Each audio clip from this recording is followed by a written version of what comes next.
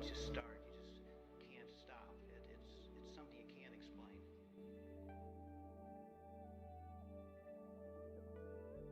To the question of, what is all this microcomputer and computer business going to do to our society? The case is that we are humans and we are much more adaptable to our environment than the computer is to its own.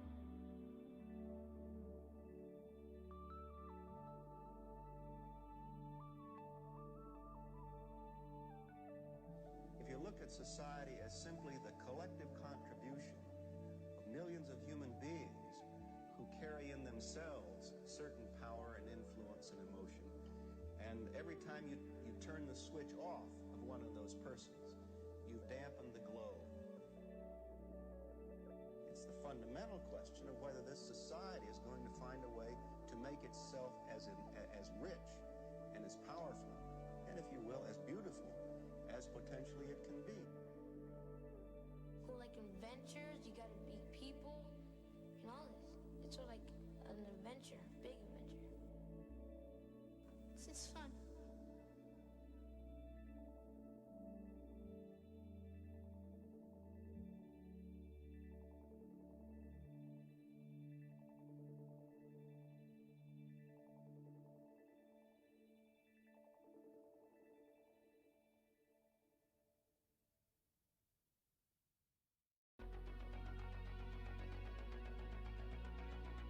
Speaking of marketing, one of today's greatest marketing triumphs in the entertainment field is video games. It's a business which has tripled in size in just 3 years. Ron Endron went out in the field to bring us this special report.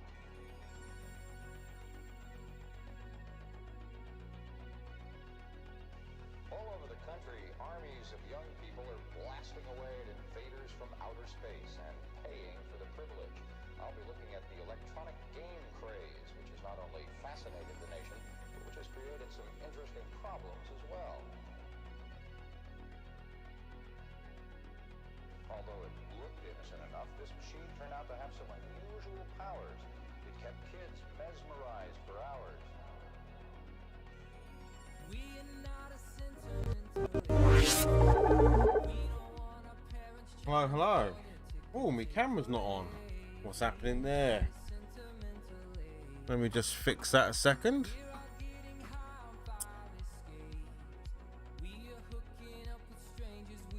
Hey, Magothmog. Let me find out why that's not working. It's definitely working on my screen. Hey, Jim. Sorry, technical difficulties. Maybe because I haven't turned this on for a little while. It's playing silly buggers with me. There we go. There we go. Oh. Well, hello.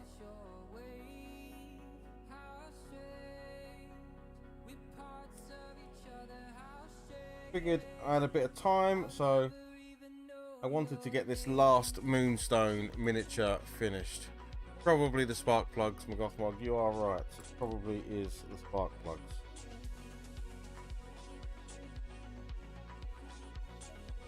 Alright, let me get this in position. So yeah, we've got everything finished now, apart from this last one. Nerdy Geezers, is that the worst? Yeah, exactly, yeah. Doing live streams, you have to prepare for stuff to go a little bit hooky. Right, let me fire up some dashboards. I hope everyone's well on this Friday evening. I just got done watching the new Ghostbusters movie. It was very, very cool. And I may have got a bit of a lump in your throat.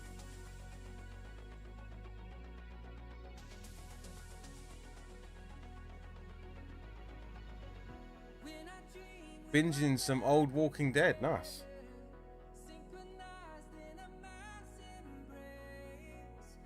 Let me mute. Oh, let me mute that.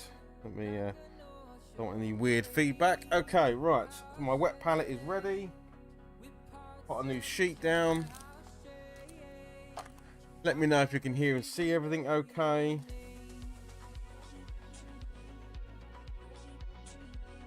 Yeah, very, very much Nerdy Geezer. Very emotional towards the end. Done very well though. Done very, very well. But yeah, really good, really good.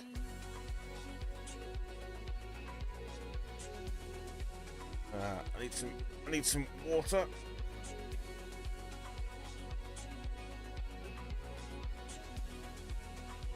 But yeah, the last guy we've got is the little goblin here riding the pug. So I splashed a bit of colour down on it just to give me a general idea of what I was going to do.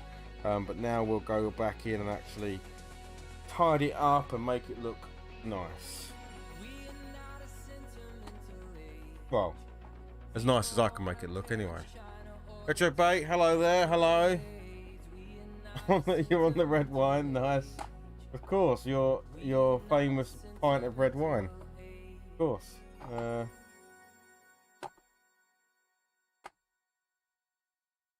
Where is the colour I want? Alright, screw it, I'll go with that one then. Yeah, hope everyone's well and good, and you know, all things are okay. Yeah, do let me know if you can hear and see everything okay, if the music's too loud or too quiet. It's very much in the background. Obviously this is live on both Twitch and YouTube. But hopefully the chat will appear on the screen from both platforms, so you'll be able to see each other.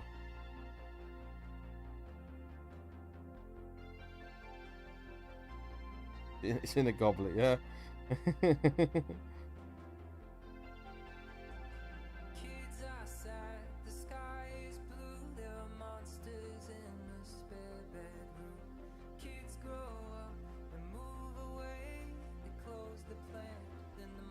Yeah, so in retro gaming this week, I now have up and running a Commodore 64, and it's freaking awesome. And I have discovered the world of homebrew games, so new games developed in 2020, 2021, built and designed to run on original 1983 hardware, whatever it was, which is super cool. Super cool.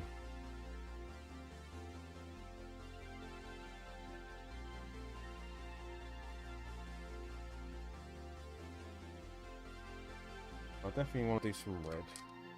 So the first bit I'm going to do is just block out a bunch of colours, just so I know, again, roughly what I want it to look like. And then I'll come back in and do some fancy stuff.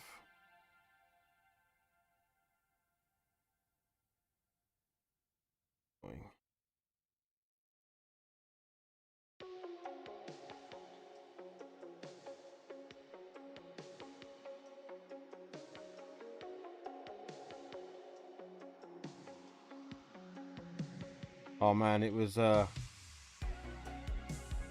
first time turning that C64 on and getting to the basic screen, you know, the load screen. Even like I said, and I genuinely meant it, even the rocker, even turning it on at the rocker switch.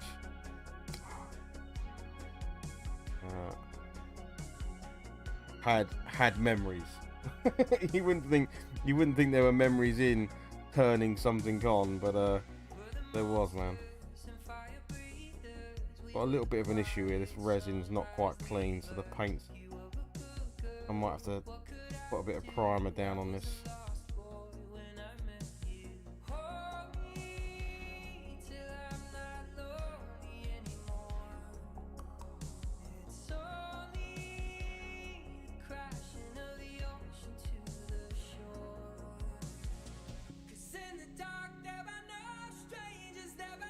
Well, I would have to agree that the C64 is also the best micro, but I never owned another one. So, what was this? What was the? I don't know this. I don't know the answer to this question. The Commodore 16. What bit was that? Was that wasn't 8-bit, right? Was that? 4-bit, 2-bit? What was the Commodore 16?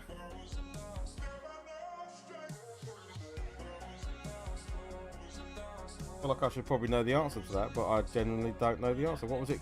What was that considered? Or was it still 8-bit, just a lot slower? I don't know.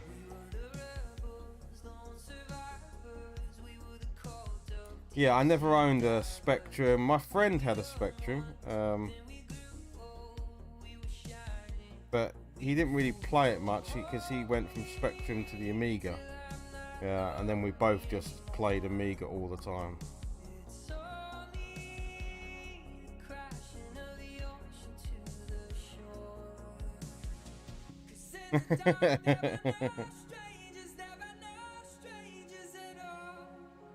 It's the most chilled stream on YouTube. That's a pretty good accolade to have.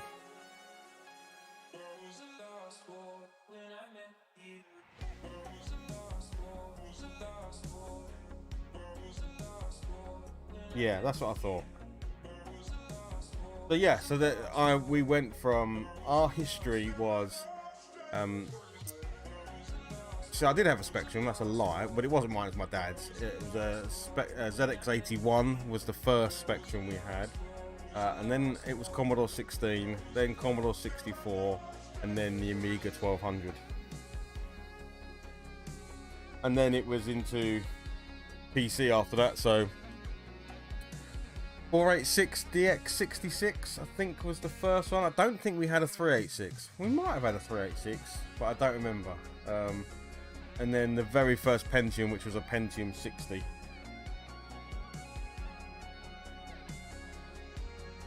And then Pentium 90. I remember having a Pentium 90. I remember that being really cool. And then it just went up from there. You kind of forget after that.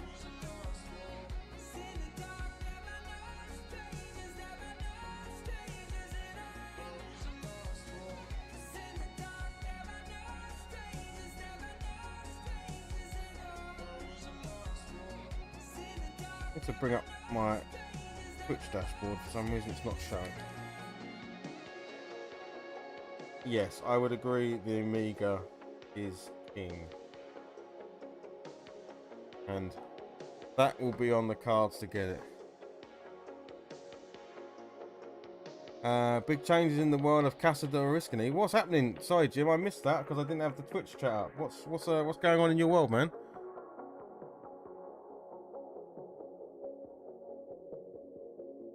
Yes, that mini PC, you'll enjoy it, Lee. It's like I say, it's not got anything high end into it, but so really you're looking at that Windows XP era of gaming. So you know, from about 1999, I think Windows XP came out, or 98, through to around 2004, 2005.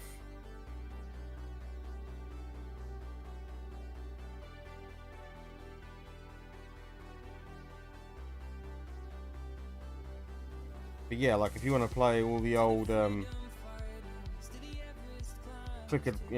and click adventures, or the RPG, I mean there's so many big RPGs on PC in that era, there's huge ones. But also then all the strategy games, so the Command and Conquers and so on and so forth.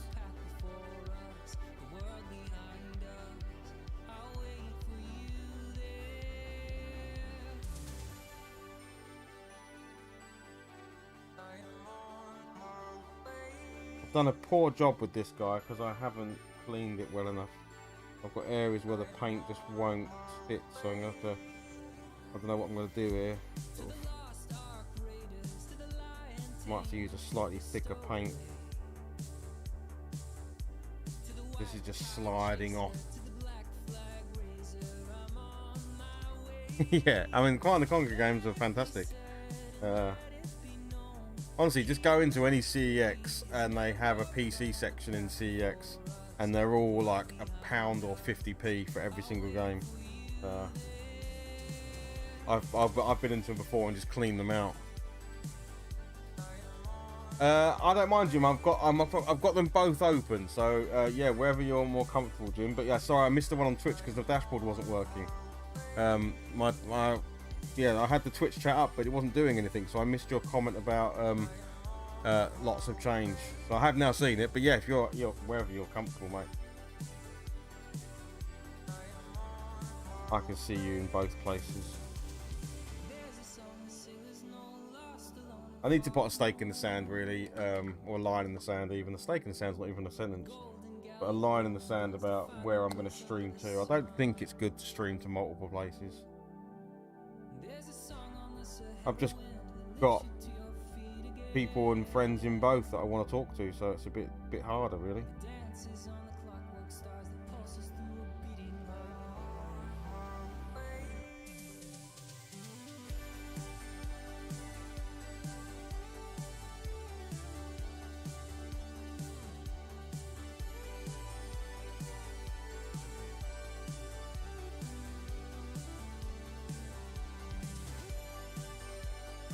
Yeah, the primer on this model's gone down terribly. I'm a little bit annoyed, but I'm gonna not worry about it, and I'm just gonna go with the plan and then tidy up as I go.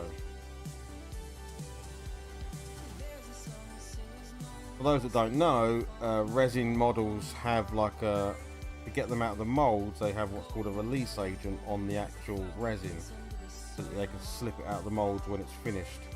And what I should have done, I did it with all the others, but on this one, you're supposed to use a bit of soapy hot water and a toothbrush to clean all that off. And I don't know, maybe I was half asleep when I did this one, because that hasn't happened. But I'm hoping if I can get a layer of paint down, that layer of paint will have the other paint sat on top, and then I'm going to varnish it, so I should be able to get away with it. So that's the plan. Yeah, so Jim, what's going on, pal? What's the big changes, man? That sounds like you moving? If I had to guess, moving house? Could murder a Disaronno and coke right now. Shame I'm stuck at work. Yeah, it's probably in your line of work, probably frowned upon to be drinking, isn't it?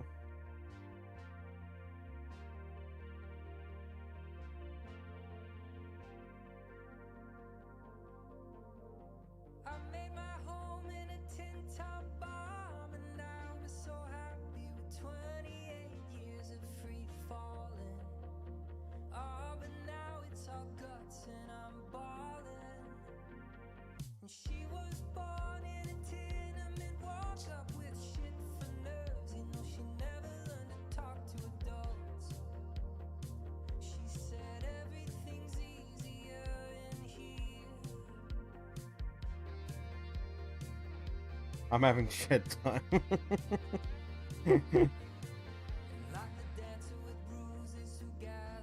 Nothing wrong with that. Nothing wrong with a bit of shed time.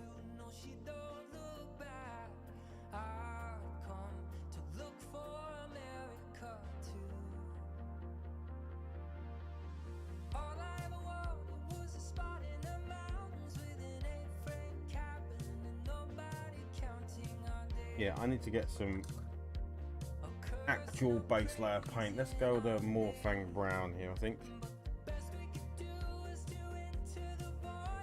Oh yes, I need to watch that, Jim. I do need to watch that. I saw you post it on the Discord the other day, and I put it on my list of things to definitely go and check out, because I really enjoyed the what was the one you did for the sort of alien sort of scenario? It was really cool. So yes, I definitely want to go now. Out of town this weekend for the girlfriend's birthday. Nice. Don't let the missus know. Hey.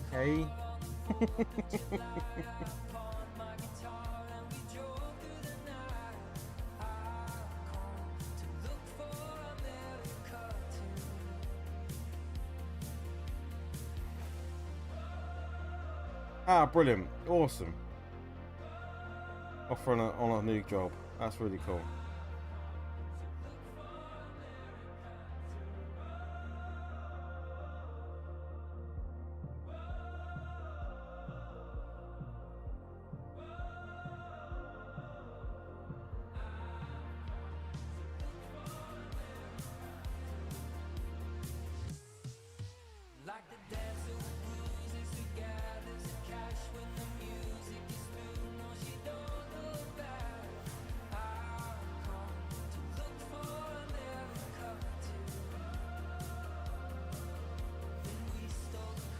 the same sort of thing, Jim, or is it in a different area? Because it's is it a different area? That's it, the Cthulhu one. That's it. Yeah, that was really cool. That was. I enjoyed that a lot.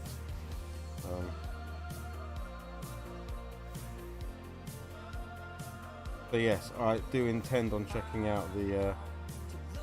Feel free to post a link to it, mate, so other people can see it. So.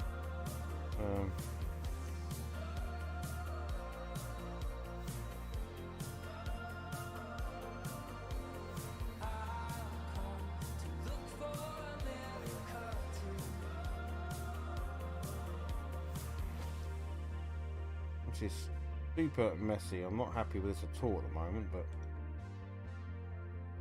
I'm just gonna have to work with it.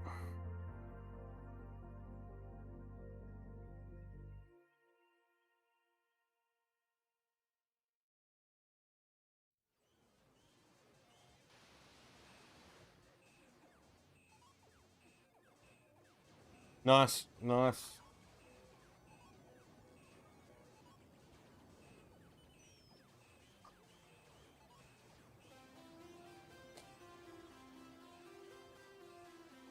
That's good to hear.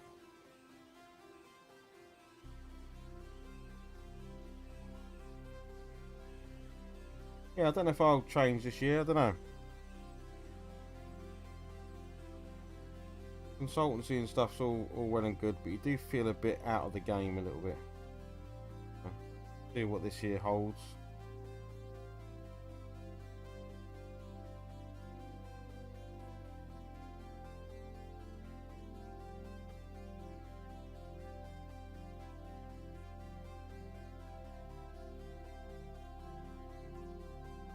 Who knows?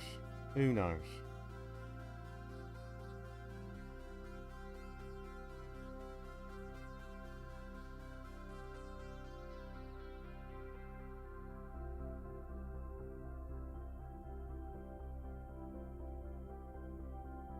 Right, I need some grace here. Anyone got plans for the weekend and stuff?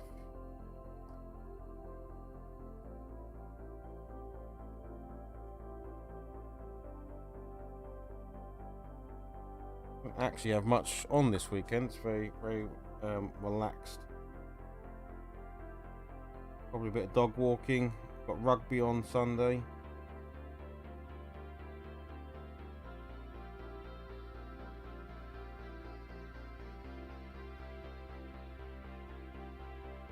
Are you going anywhere nice, Jim, this week? Are you going out of state, or are you doing anything? Obviously being away for the girlfriend's birthday.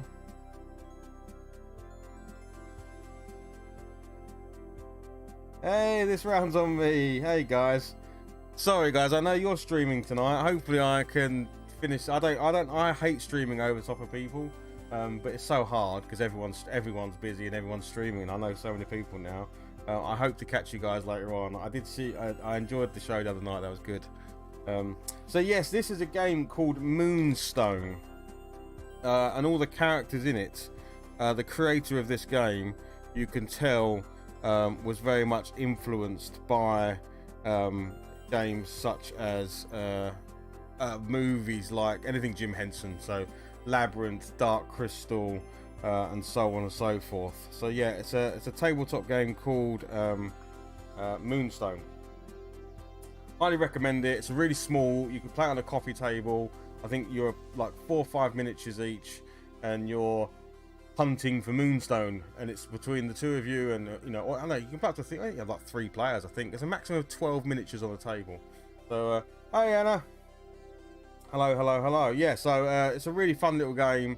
You don't need a huge amount of space for it, but you're battling each other to find this shiny Moonstone in the ground. And then after I think like 4 or 5 turns, it's whoever's collected the most wins. But all the characters are super quirky. They've all got little synergies with each other. You can have fairies and goblins and humans and trolls and bugs and all sorts of weird stuff. So yeah, if you're ever into any tabletop gaming, Moonstone is a really cool, fun little game that I highly recommend. and the miniatures are just bonkers. Let me grab one that's coming up very soon.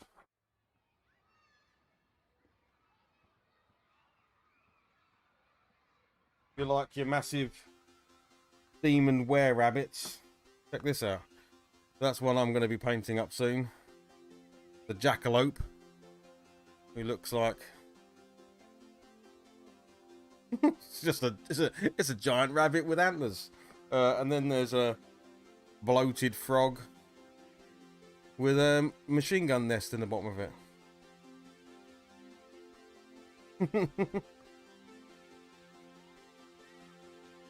So yeah, all of the miniatures are absolutely bonkers crazy. And you're absolutely right, that theme of Labyrinth, Dark Crystal, Jim Henson's Crazy World, right? Yeah, but it's a really cool little game. Very well worth checking out. And so the miniatures are great fun to paint because you can just be a bit silly with them. Yes, yeah, so yeah, exactly. That sort of they feel like that. They feel like they could, especially these guys, like this guy here. He's my favourite one so far. He basically runs around the table throwing potions and mostly blowing himself up, and therefore anyone else around him. But he also looks like the one gremlin. I think in both Gremlins 1 and 2. Doesn't one of the gremlins flash? It's in 1, isn't it? It's in the bar, and she kicks him across the room. But this is what this pose always reminds me. It reminds me of the gremlin flashing everybody. The jackalope, yeah, the jackalope is a cool miniature for sure. So what I'm doing here, this is the starter set. So in the starter set, you get this kind of friar monk guy with massive cankles. You get this grub. And I try to do like a beetly, scaly back to it, so it does that kind of colour shifting on there. You then got Baron von Fancy Hat. 1 second, everybody. Alexa, announce. You can come down. You can come down. Yeah, so there's Baron von Fancy Hat. There is one of my sons is about to visit. There's a little goblin there in a knight of suits of armor. Yeah, little squire. Kind of reminds me of the kid from Sword in the Stone, you know, when he's running around for his brother Kay, being the squire for his brother Kay before he becomes King Arthur. And then this guy is like this kind of old man sniper. So yeah. Oh yeah, Storyteller, man. The Storyteller was a great show.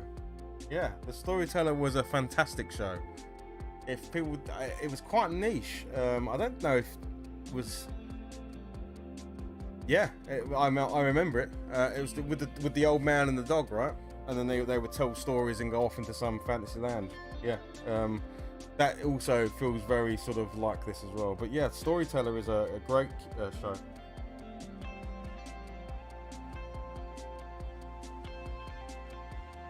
Right, so what was I doing? I was painting this little pug.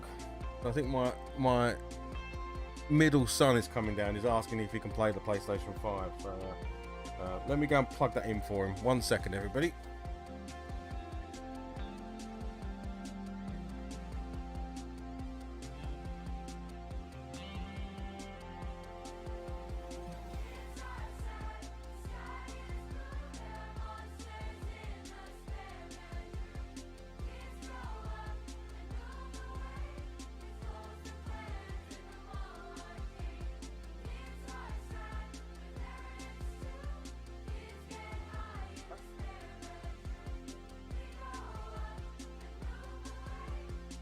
But yeah, I think the Storyteller, there was only, is it 1 or 2 seasons? It didn't run for very long, but it was really good. And some of them are quite a bit, I remember some of the stories being a little bit spooky.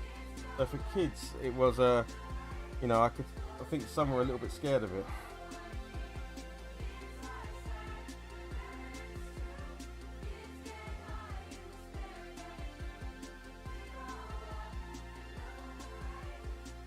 Hello, Blake. You alright?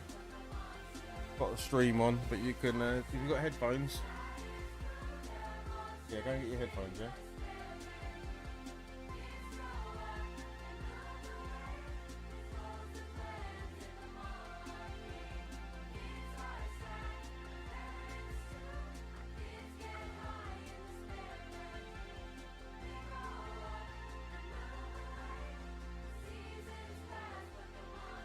But yeah, I want to get this this little set painted before I move obviously onto the other bits. But I like to change project as well, so I might, when you've painted something a lot, you want to sort of chop things up a little bit and change and do different things. So I might paint a completely different genre for a bit.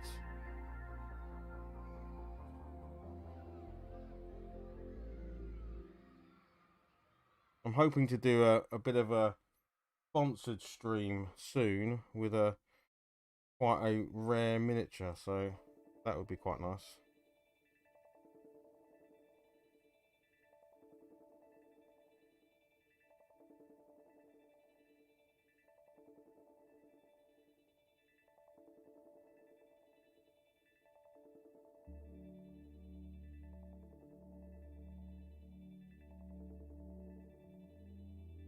Yeah, was it only one season, was it? I do remember it didn't quite sort of take off. I don't know why. I don't know if it was just some of the stories were maybe not for young kids. I don't know. It was, but I genuinely enjoy. I remember seeing it as a. When did it come out? When was The Storyteller? It must have been. I reckon it must have been. Well, it was in the. I think it's pretty sure it was in the 90s, right? It must have been in the 90s, I think.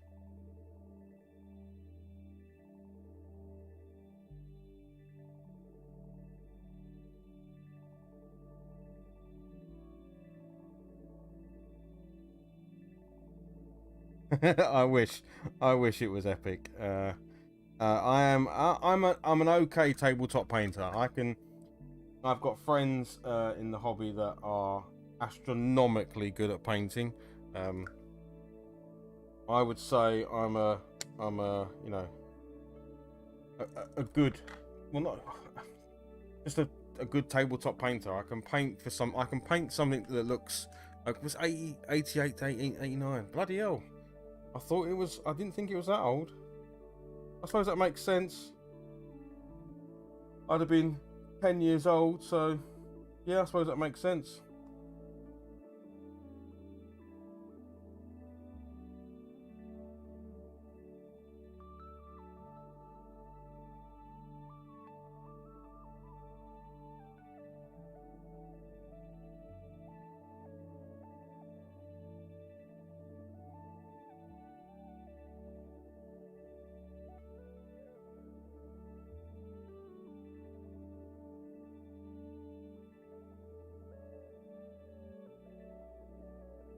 Oh, is it straight after Fraggle Rock, was it?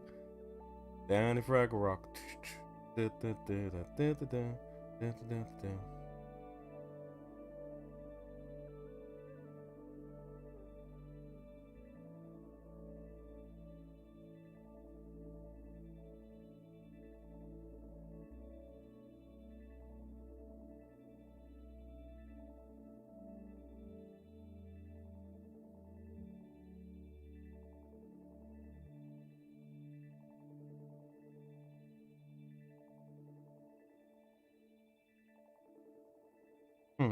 You right, Blake? Yeah. You want to say hello to everybody? You have to go into this camera here. You're completely off camera, man. That's my middle son, Blake, everybody. What are you going to play on the PS5, Blake? Spider-Man. You're not completed Final Fantasy yet, have you? Unbelievable. For the privilege. I'll be looking at the electronic game craze, which has not only fascinated the nation, but which has created some interesting problems as well. Although it looked innocent enough, this machine turned out to have some unusual powers. It kept kids mesmerized for hours. You think that's just a keyboard plate? Yeah.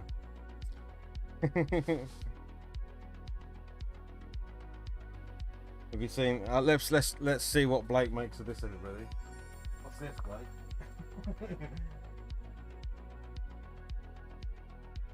That is a VC. This is probably not. this is a VCR, is it? I mean, it's not. You know. I just showed Blake. I asked him what this is, and he said it's a VCR. Things on it.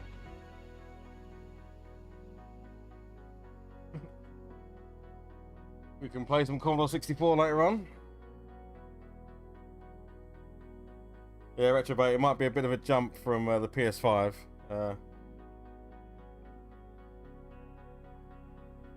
I actually didn't, you nerdy. I haven't seen the Dark Crystal series. I kind of, maybe I prejudged it as maybe being awful, and I didn't want to spoil my my nostalgia for the original Dark Crystal. So yeah, let me know. Is it worth watching?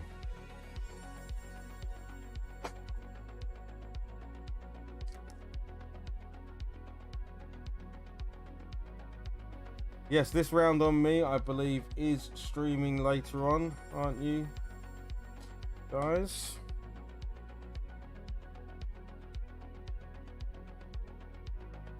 Spider-Man. Actually, you might have deleted Spider-Man. That's okay.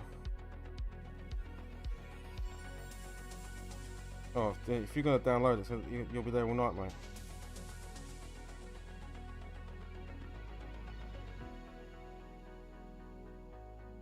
Get Final Fantasy finished. Any unforeseen circumstances.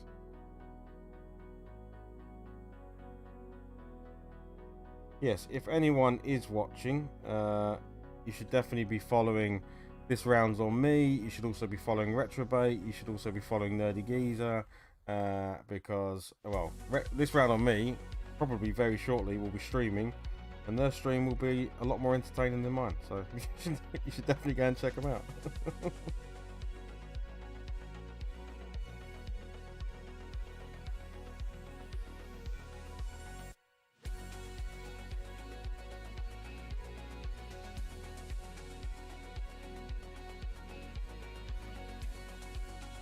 Just trying to darken down this saddle because otherwise it's very similar to the colour of the dog. I do need to take care of the top of the dog's head there because I've caught it with the black, so I shall come back and get that. Yes, so there is a series on Netflix, isn't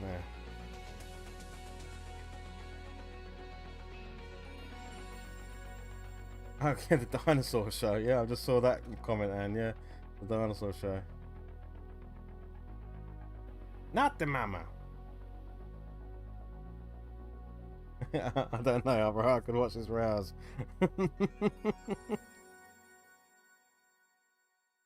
Right. Actually, don't know. What do Pug's eyes look like? I need to Google Pugs. I think they're just Blake reckons they're just black. Pugs. Alright.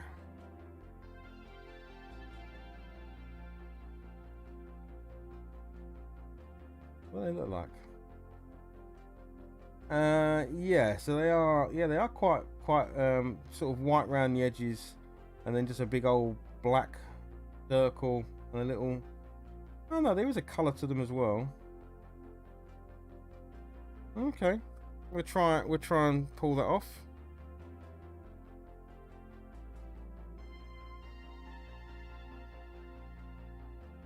Cheers, Jays. Thanks for popping in, buddy. Hope you have a great weekend with the girlfriend. Don't let the wife find out. I'm only joking. Yeah, have a great weekend, pal.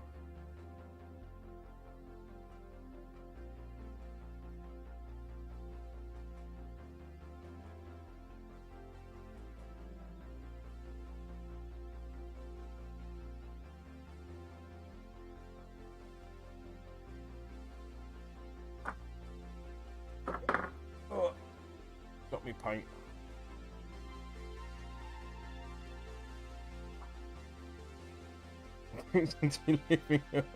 Well, that'd be great because that's not a that's nice and easy to paint. I could just do big black circles. Because frankly, painting eyeballs on miniatures is a pain in the backside.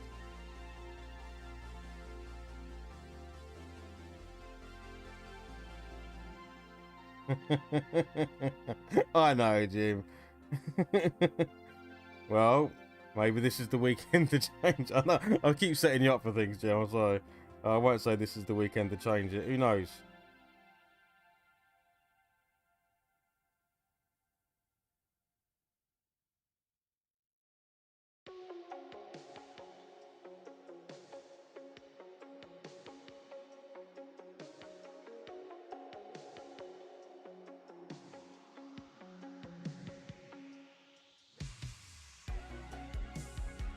Wow, he used to pour his own D&D characters.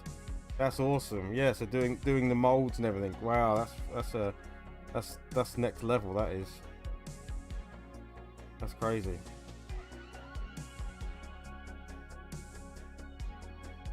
I've 3D printed many characters, but I've never made my own cast and then melted stuff down and then. Yeah, that's there are people that do that, as you say, like your cousin. There are people that go to that level, and that is a very awesome thing to do. But yeah, I've never done that. So they should, James.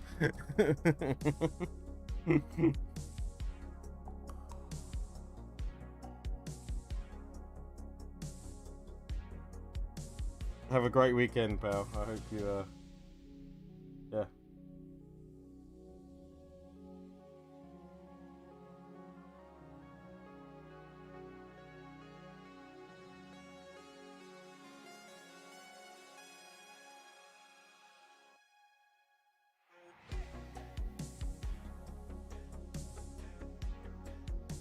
Give him a bit of bling. He hasn't got much bling on him, so we'll just do the kind of guard on the back with a bit of a gold to it.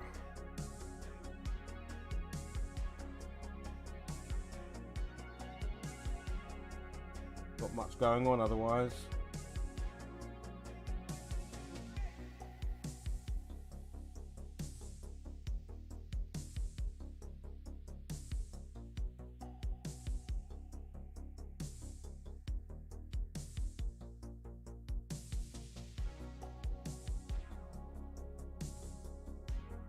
Yeah, so Commodore 64 was added to the collection this week, and it was really cool. That means really the only systems I want to add now are a Master System, which hopefully will be soon, and then the big one this year will probably be an Amiga. But just waiting to think about when I should pull the trigger on it, really.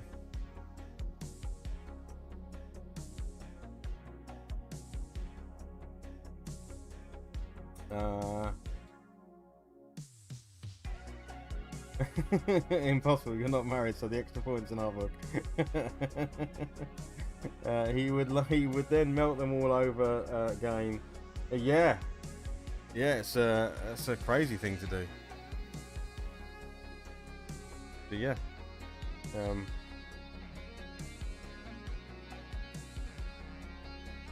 yeah, that's cool, man. Casting your own miniatures is very, very cool.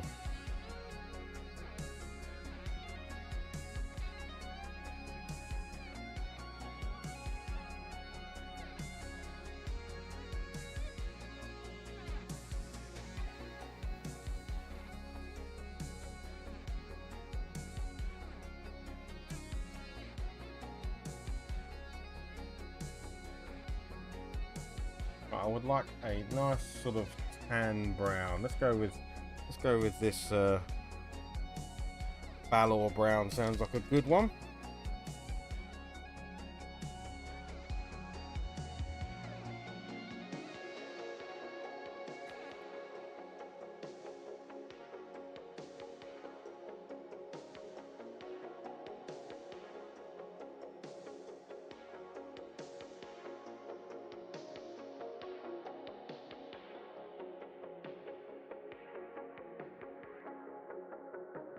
Yeah, the Amiga was an amazing machine. And it holds a lot of nostalgic value to me. I used to go around a friend's house like the point where I felt like I probably lived there. I used to go around his house almost every single day, and every day we'd play like Kickoff or Kickoff 2 or Sensible Soccer or Cannon Fodder or yeah, Pinball Fantasies. The list went on and on.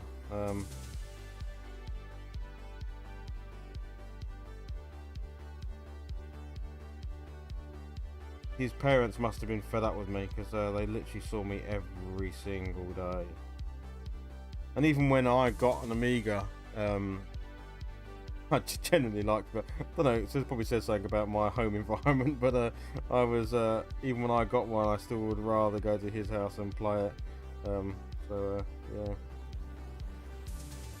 Taking your joystick round there, and yeah, Settlers. Yeah, I mean we played a lot of two-player. Chaos Engine, of course. Just every two-player game you could think of, because yeah, we could. I'm quite envious of this round's on me. You guys, I love watching you guys playing the co-op games, the couch co-op stuff. There's nothing better than that, really. Me and my boys need to play more co-op games.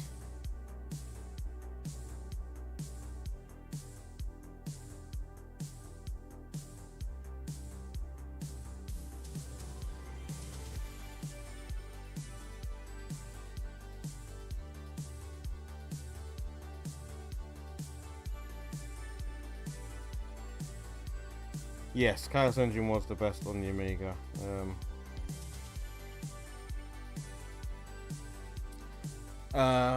What was the Cars one where you're racing from above and you can shoot missiles out the front and back, and you're going, what's it?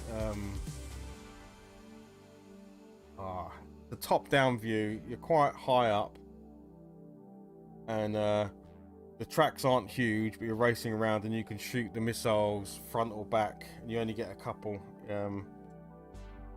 Yeah, man. Honestly, this round's on me. You seem like you're great friends. Obviously, all three of you.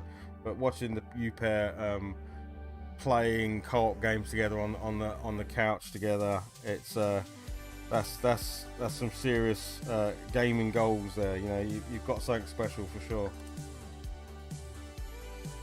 Getting drunk and hanging out is what we do best. you do it well, mate. You do it well. For sure. It looks like good times I had, for sure.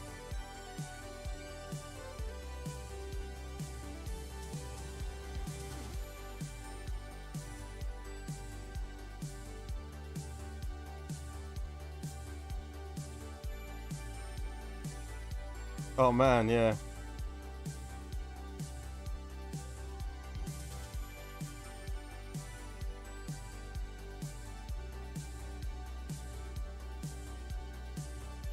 Oh, I mean, I used to just not bother going to school, mate.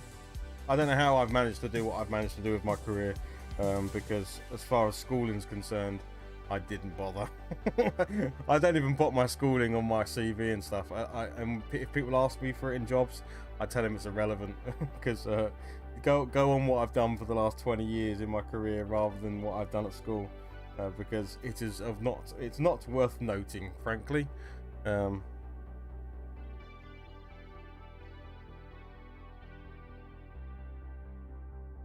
Right, I think I am now going to just hit this with a wash all over. One, to hide some impurities I'm not very happy about. Like where I've not caught the resin properly. Yeah, that's what I'm going to do. So I'm going to grab a brown. Here we go. And then when that's dried, I can go back and do all the little highlights and bring this model up to scratch. But for now, I'm going to do a bit of cheating. So, yeah, a bit of a painter's cheat. Grab some ink wash or acrylic wash, whatever you've got. Thin it down and give it a good old splash. Happy little accents, exactly. The proper. This looks nice and relaxing whilst I get angry at an awful 360 game. What's the game, man? What's the 360 game?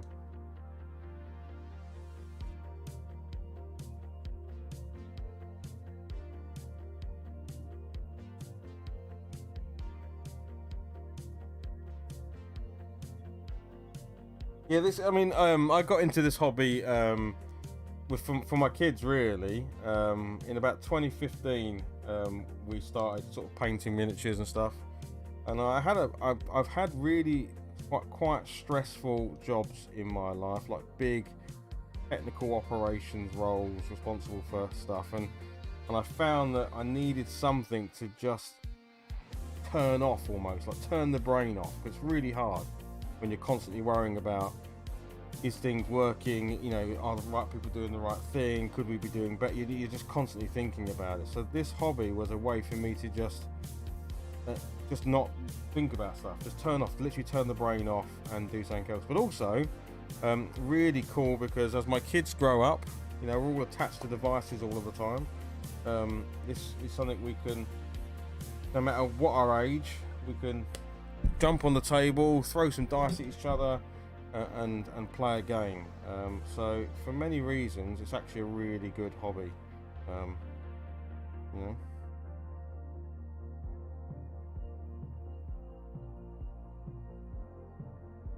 And it's a bit more involved than, say, some board games are fantastic, you know, beyond your classics.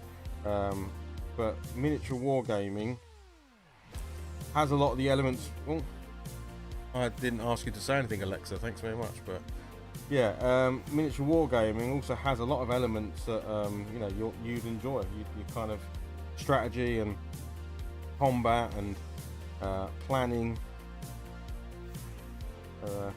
Yeah.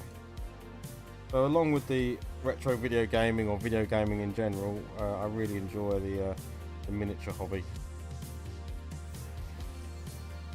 I used to love painting miniatures, but just can't relax with it anymore as the dogs just want to. Yeah. Oh, I have painted many miniatures with a dog sat about here. So yeah, my little dog Dusty does like to climb on my lap whilst painting.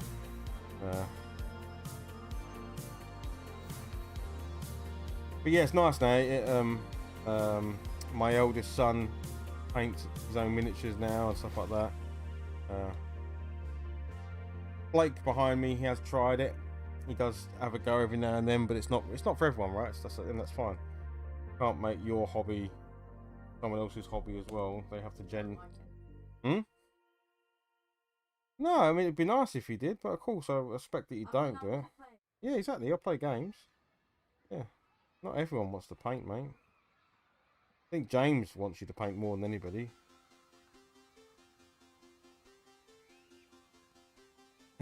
Oh, the table match, yeah. Yeah. Oh man, you think retro video gaming is expensive as a hobby? Wargaming is, yeah, some bits in wargaming can be silly money.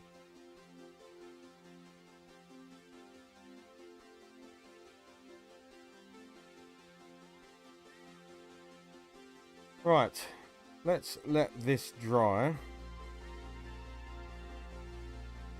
Let's have a quick tidy up whilst that's drying. Can't really paint anything. The music keeps repeating. I don't know why that is. Let's have a look. What's going on here?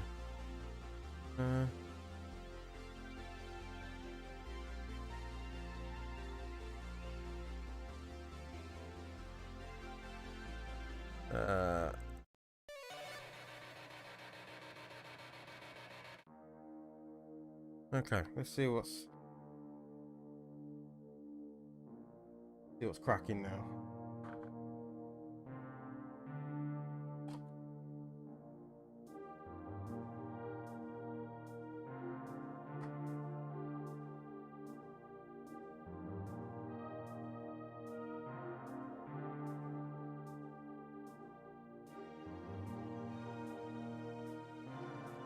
But yeah, I've painted everything from fantasy to futuristic to historical. You know, I'll show you some. I can open this up and show you some bits and pieces whilst that's drying. So.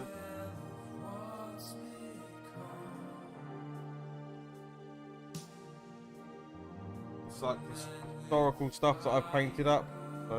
This is for a game called Bolt Action. So World War II. This is desert warfare in World War II. This is a game called Flames of War. That's I believe a Panzer. I could be wrong.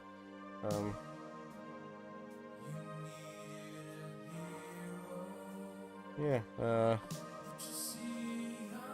Some classics, some Star Wars. There you go. There's a Darth Vader. It's not hard to paint a Darth Vader, frankly. Hey, Retro Chef, you're up, pal. There's a Luke Skywalker. To be honest, he's not very well painted. He was a bit of a rush job. I did these all very quick. What are we dipping this evening? Yeah.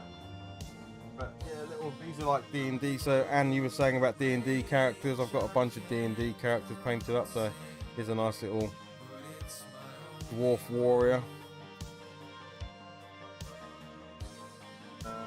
Yes. There we go. Armored bear. Who doesn't like an armored bear? So yeah, hundreds and hundreds of these things now. And some of them get very tiny. So there you go, there's a little tiny gnome wizard there. So that's the size of my thumb. That's the size of this little guy. If I can even get him in focus, yeah, look.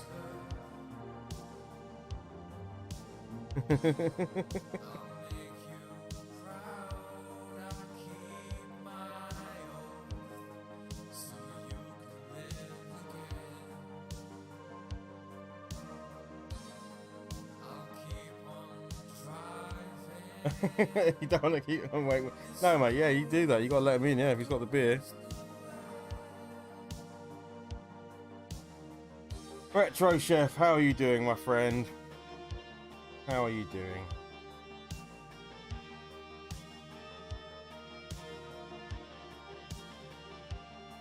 So yes, we are plugging away at the old pug.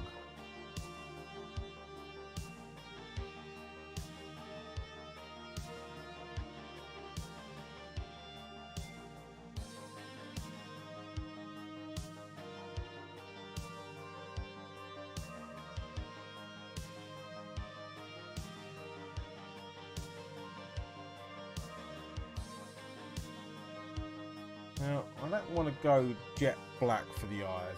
Have I got... what I could do is maybe mix some black with a grey. Talking about dipping again. Yeah, I know. Well, you know, it's a solid technique. Been done. Dipping is a thing.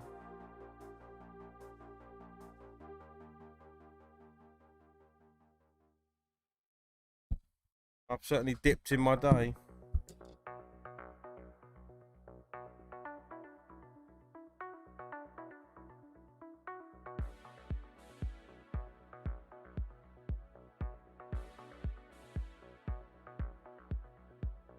Well, Nerdy Geezer, I don't mind. You know, next time I go, I probably won't. It won't be a million miles away. You're welcome to me to pick you up and jump in the car with me.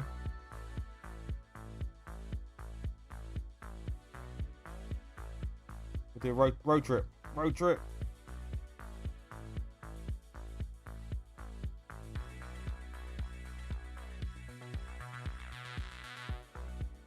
Oh, my camera's well out of focus. You missed me trying to do some eyeballs. Our pug now has eyeballs.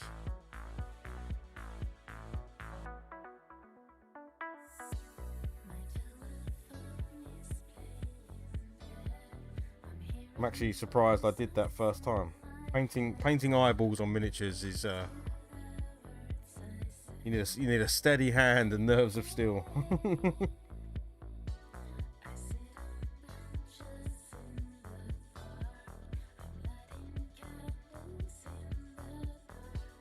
Yeah, definitely, mate. We can do that.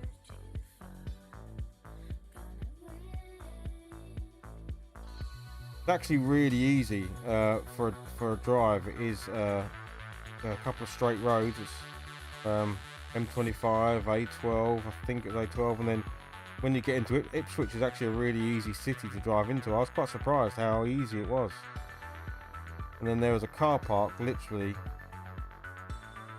200 yards away from his shop.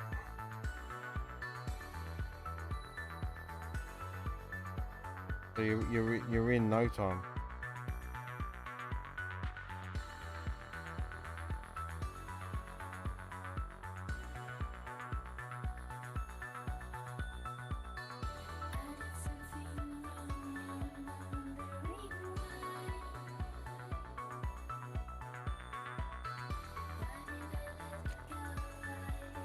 Just be prepared to take some money with you, because you're gonna spend some money. I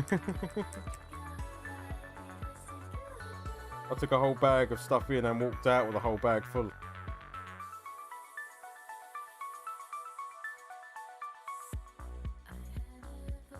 Sold him some trade and then just filled up and walked out with the same amount of stuff again.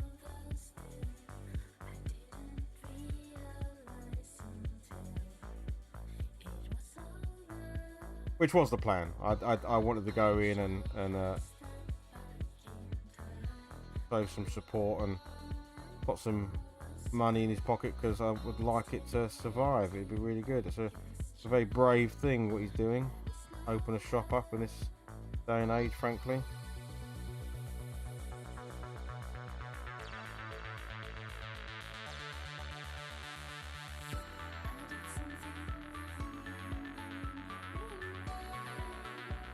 What I'm doing here is I'm just going to do some highlights on this pug's face so that he stands out a little bit.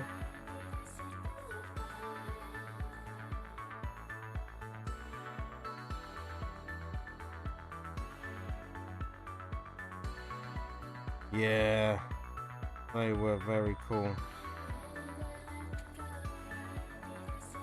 I'm gutted I didn't pick up the Knights game, actually. I mustn't have looked at it properly. If I'd realised it was the Christmas Knights one, I would have picked it up. So if it's there when I go up. This round's on me. Have a great stream, man. I will certainly be there to see you soon, hopefully. Never the intention to stream over the top of people, but frankly it's impossible.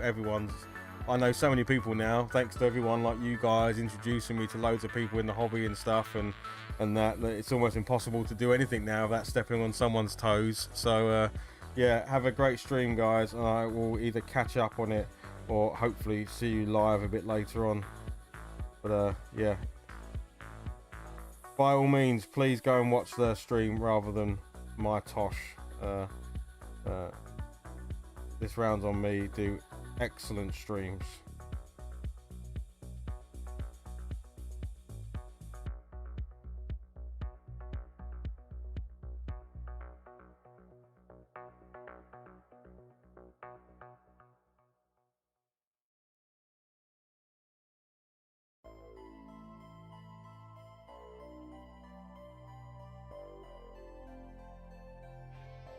Have a great weekend, guys, as well.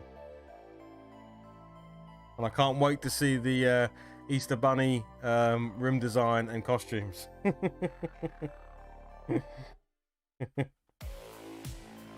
gonna hold you to it.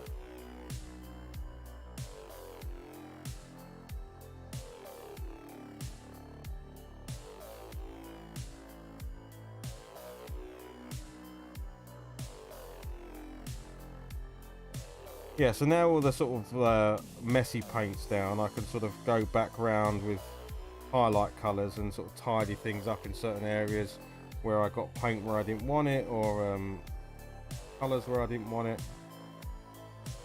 style that seems to work for me.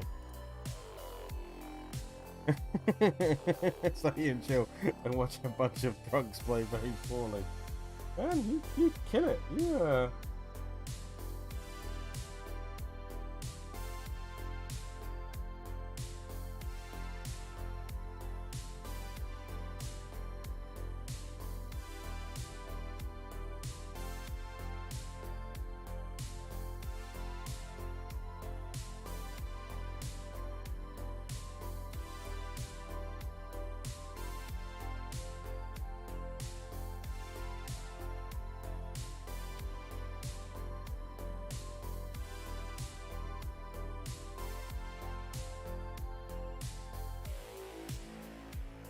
I don't like the saddle. The saddle's not working for me.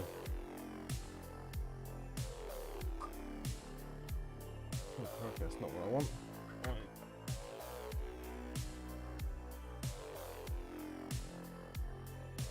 I do have a I don't know if you guys saw this before, but this tool I like.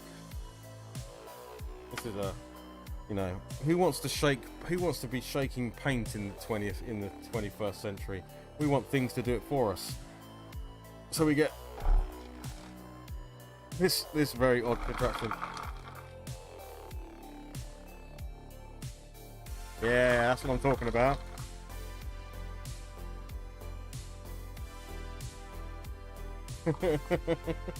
That's what we're talking about. Something that shakes your paint for you. Well, this is very true, isn't it? There is better. There's 100% better things to watch on YouTube than there is on TV for sure.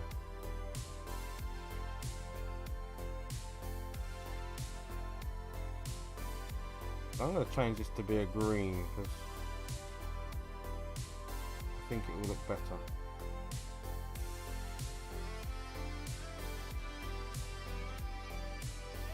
He doesn't have much going on. It's a very sort of bland character at the moment, so I need a bit of little injection of colour into him. I'm going to turn this seat in his saddle to be green.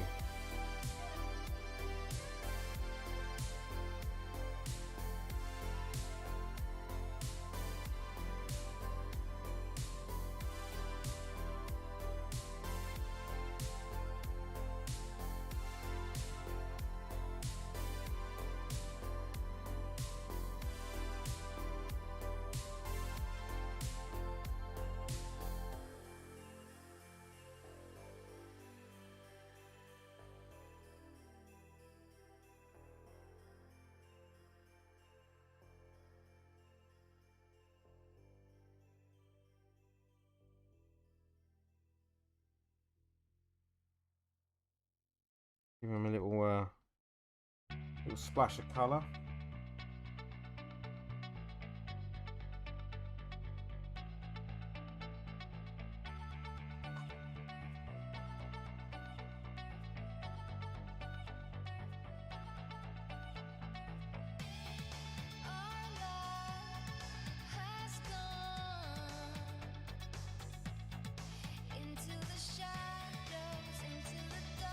Yeah, Netflix is definitely it goes through dry periods, doesn't it? And then it has a load of good stuff in it. So yeah, I've definitely had times when I feel like I've watched everything on Netflix.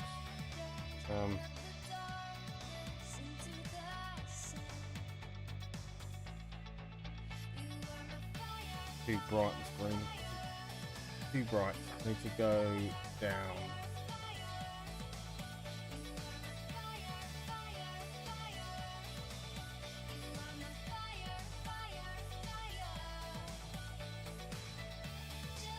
I like the Don't Look Up movie. Saw that as a good bit of black comedy, a bit of satire about sort of the generation we live in now, and even if there was an impending disaster, how we may or may not react to it, and how the media plays its part, and obviously very poignant and stuff like that for what's going on at the moment.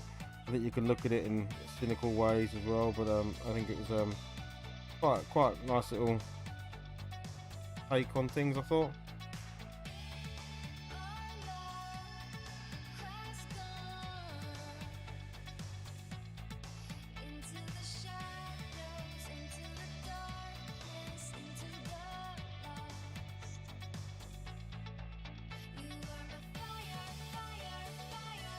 I watched the there was a movie that's only just come out called Mother Android or Mother / Android or something like that, and it's about AI gone crazy essentially. Think zombie apocalypse but with robots.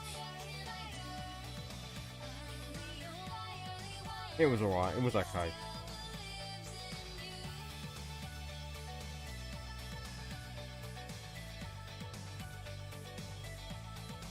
It doesn't have that much skin on show, this guy.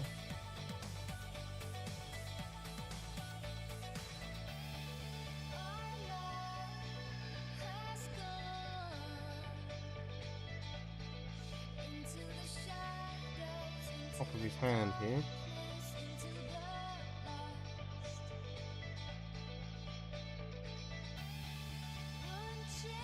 What game are you playing, Blake? Oh, you're playing Spider-Man, eh? Haven't you completed that game like several times?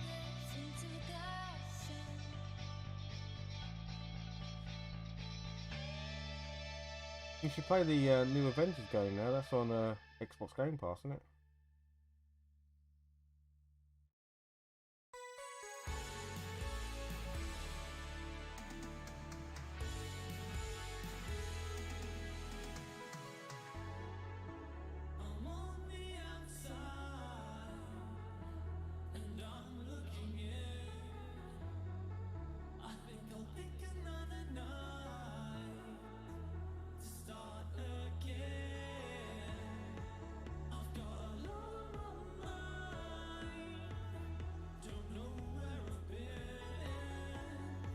I'm not being messaged by the other half. I best take a look, in case it is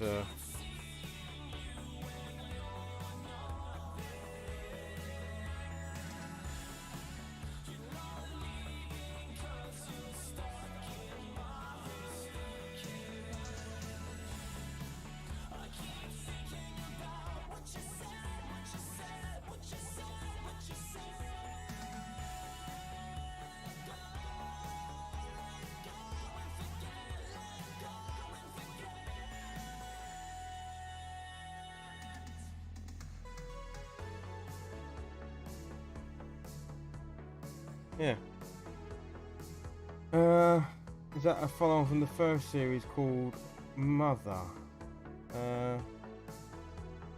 Or I don't know. What was it called? It was a movie. It wasn't a series. So maybe it was a follow-on. Maybe, yeah.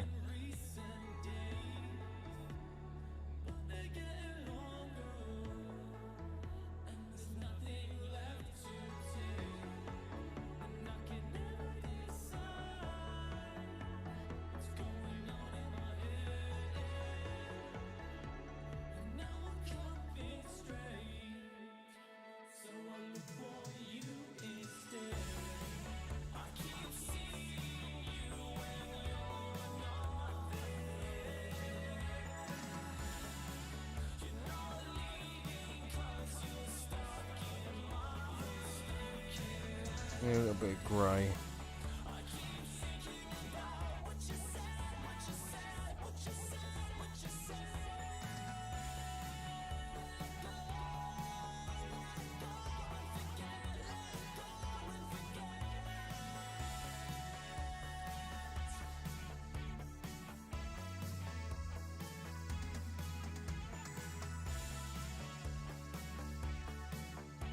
Oh, okay. No, this isn't connected to that, I don't think. No, this is a movie about you know, to the point where everyone has androids in their home for, like, cooking and cleaning and stuff, and then one day there's a sort of, some sort of virus or something that gets sent out and infects all these machines, and they essentially ignore the laws that have been set in place to not hurt humans and stuff like that, and start to wipe us out. and hunt us down. It's a bit like Terminator and a zombie apocalypse movie. Yeah, it's not like it's not been done before.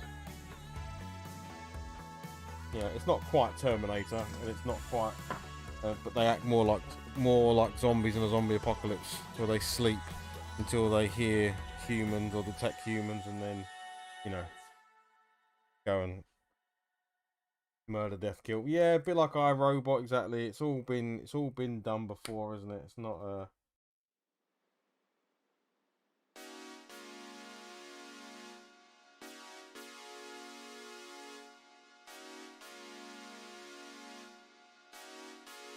and of course, you know, the point is that actually we wouldn't stand a chance, because if they were AI that were fully sort of, you know, able to act in their own, they would be better strategists than us. So even when we think we're winning, of course, it's all within their sort of plans and stuff. So the whole movie's talking about, you know, oh, we've got this idea, we think we can stop them doing this, that, and the other, and the AI is already, you know, 20 steps ahead of you.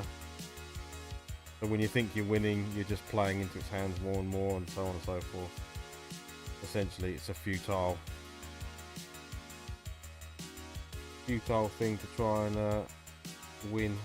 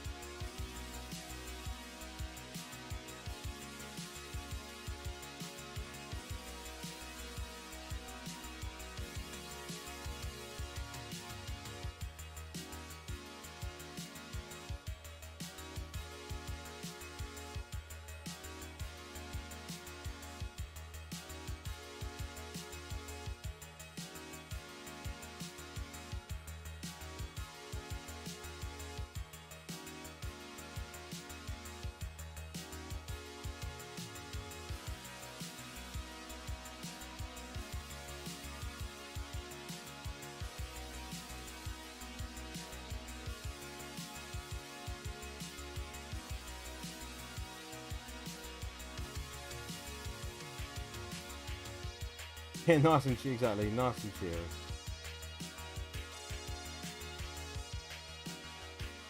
Okay, the lesson is, don't try it, you're gonna lose. The robots are better.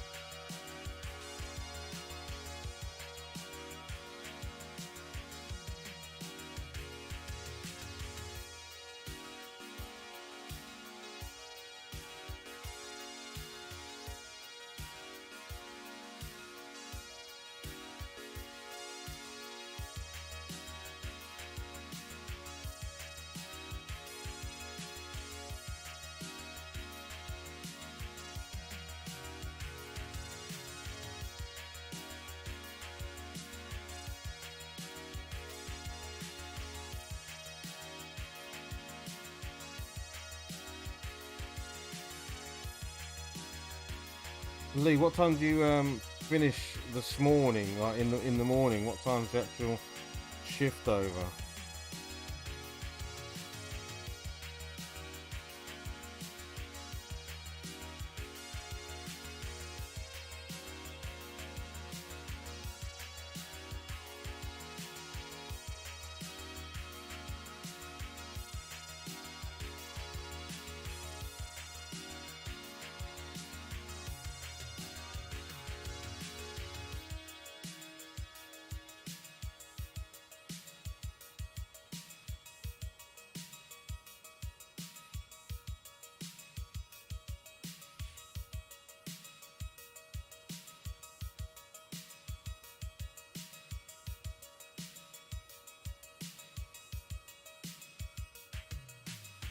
Yeah, it can be. They can get a bit dusty if they're left to the side. You're absolutely right, mate. Yeah.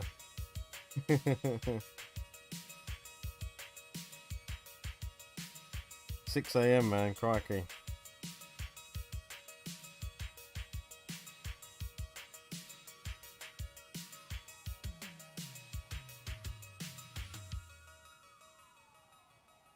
Is it are you constantly doing stuff, or are you allowed to just like chill? You've got like a little hut you can just chill out in and put a movie on or something, and then go off and do your checks and things like that. Do you take up miniature painting? Maybe you could take a little miniature in and some paints.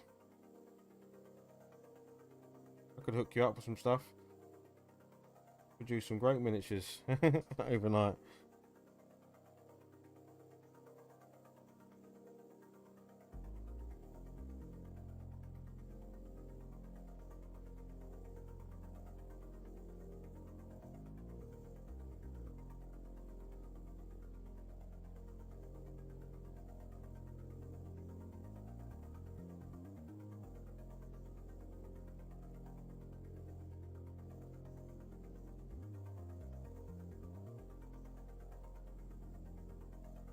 Now I'm looking at this, I kind of wish I'd maybe done one part of the flag a different colour from the other part of the flag, but that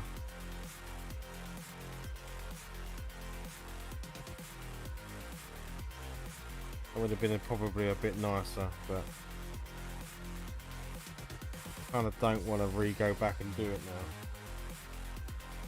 now. I'm just gonna pretend I never said that and just move on, ignore it. Hey Jan, Envision, hello my friend. Go away, you're not allowed to watch me paint these, you know the rules. Sorry if I missed you, I don't know when you dropped into the chat there, buddy, but I was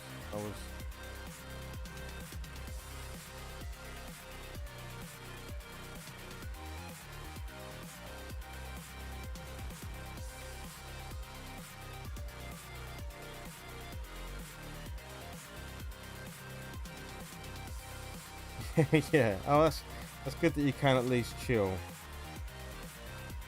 Unless things are kicking off in some manner. But,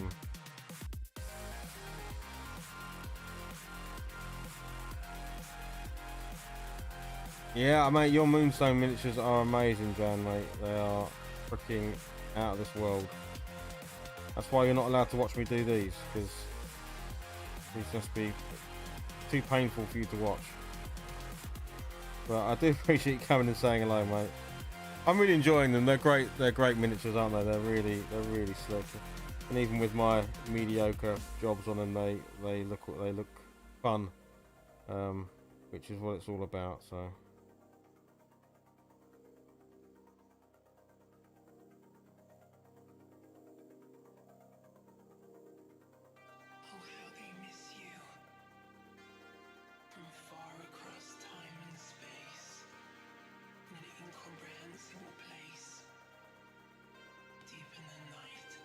Yeah, Lee, should you take a little handheld gaming in or anything like that? Then you're allowed to sort of you know, take a Game Gear in, take a Game Boy in.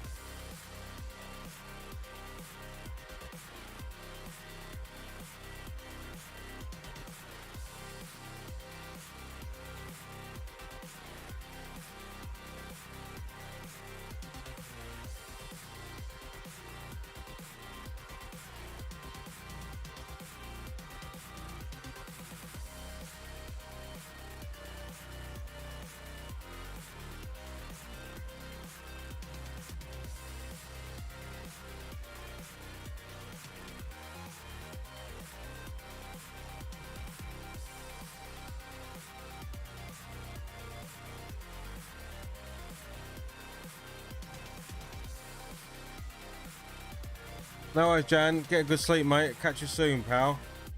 Cheers, mate. I do occasionally Pal could you be 90 because I can emulate a few systems on that. Nice.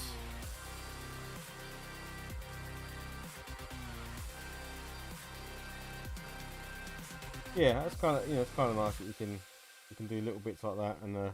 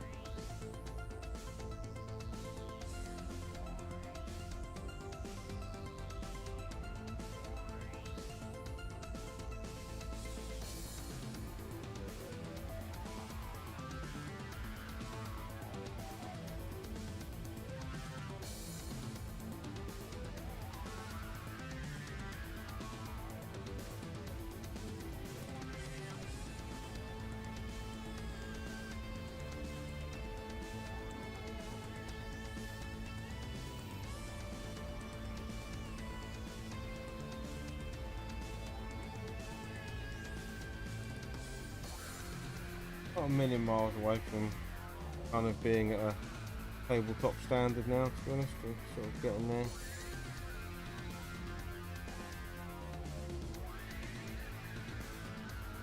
there. Blake is playing Spider-Man, I believe, on the PS5. You still playing Spider-Man, Blake? Yeah, it's the Miles Morales one, I think. Yeah? Yeah, cool.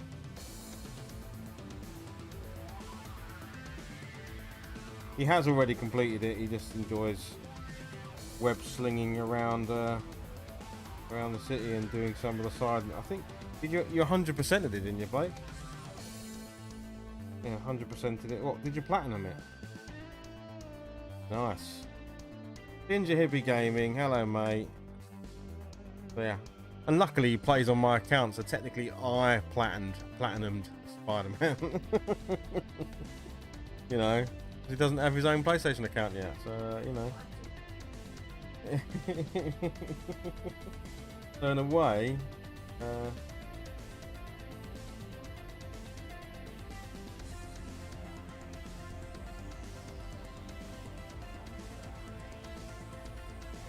don't work too hardly.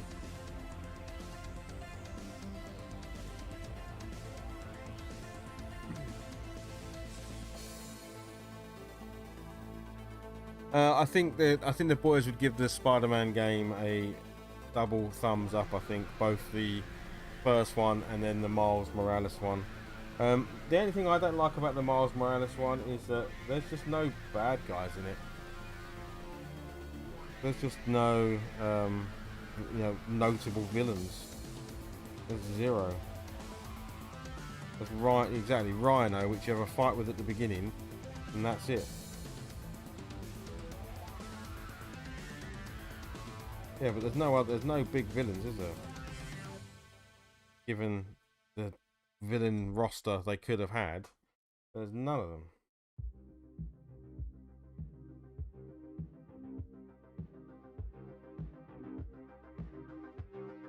Yeah. Is it Prowler? Is it Prowler in it?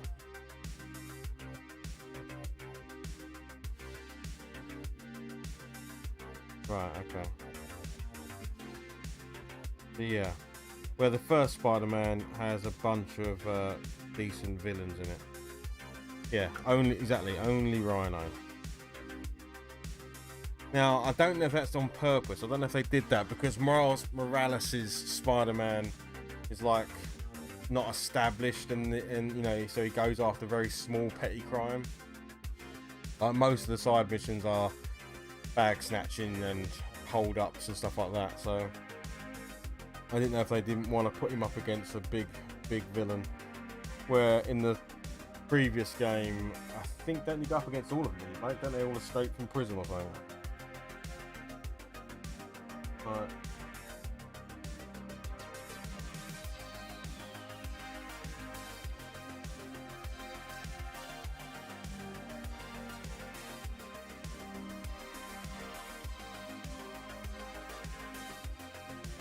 He's also, I think Miles Morales is a bit easy mode as well. He has some powers that make him pretty unstoppable, like his invisibility and his electro power. Means that pretty much no one's stopping him. Because the moment you get in trouble, you just disappear. You just go invisible and no one can find you. And the AI doesn't try very hard. It goes, oh, he's gone, and then they just stop looking for you almost instantaneously. So anytime you get into trouble, go invisible, move away, come back, punch him in the face.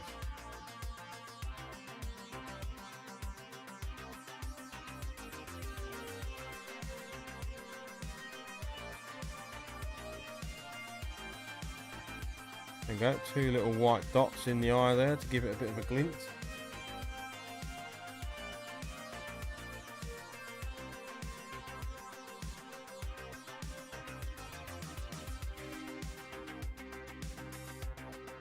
This is pretty much the smallest brush I own, with a 00 tip to it, just to do some really tiny little glints on the teeth.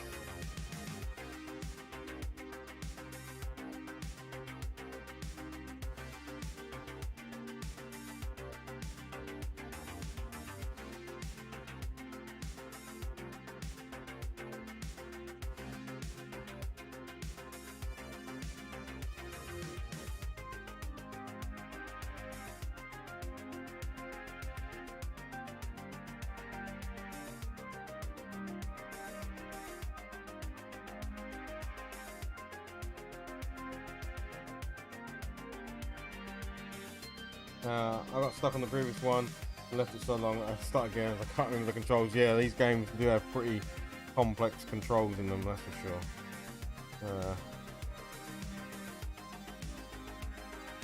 So they certainly like to make you work for it and learn a whole raft of maneuvers.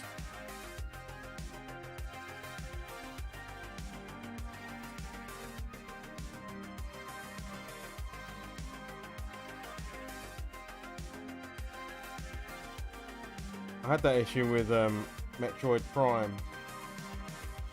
So many combinations of controls to press. Retro Skelly, hello my friend. Yeah, there's so many controls in Metroid Prime. Even before I got anywhere near the end, I couldn't continue because I just couldn't get used to how many different button combinations I needed to remember.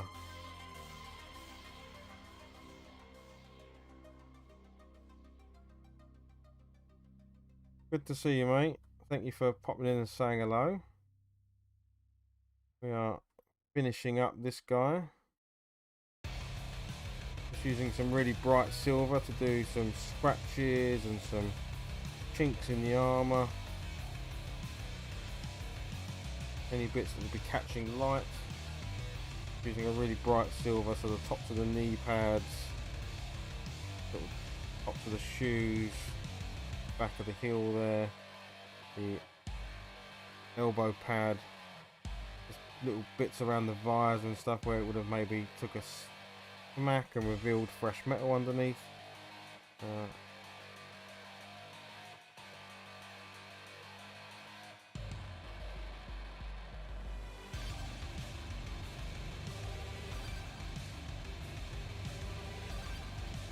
Yeah, good, thanks pal. Yes, all good. It's the weekend.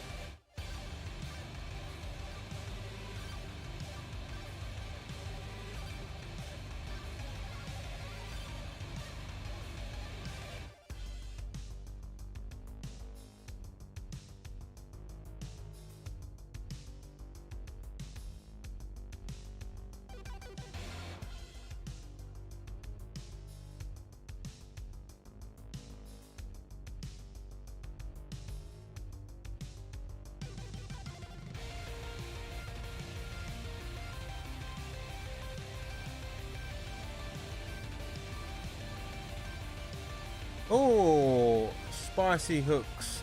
Thank you very much for that follow over on Twitch. Thank you very much. That's very nice of you.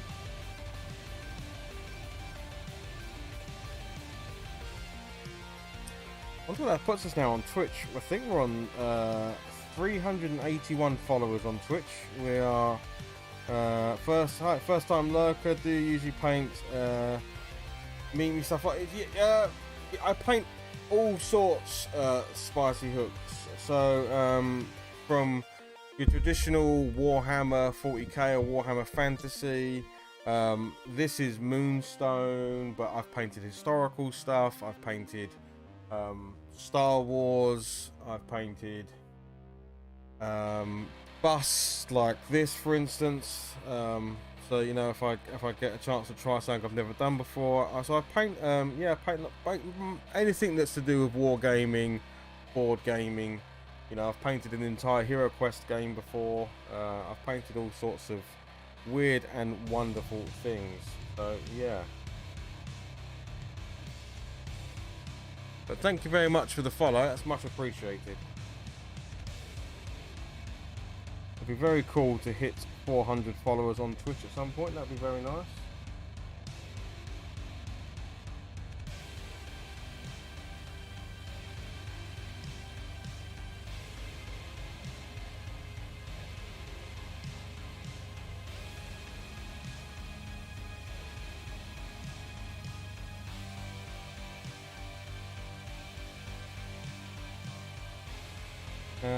You did, yeah. Retro's you smashed the Moonwalker game. Yeah, that was awesome.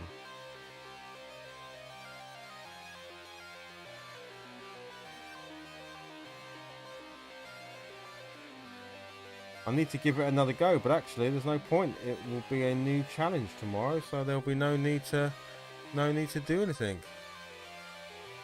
There'll be a brand new challenge to try out tomorrow.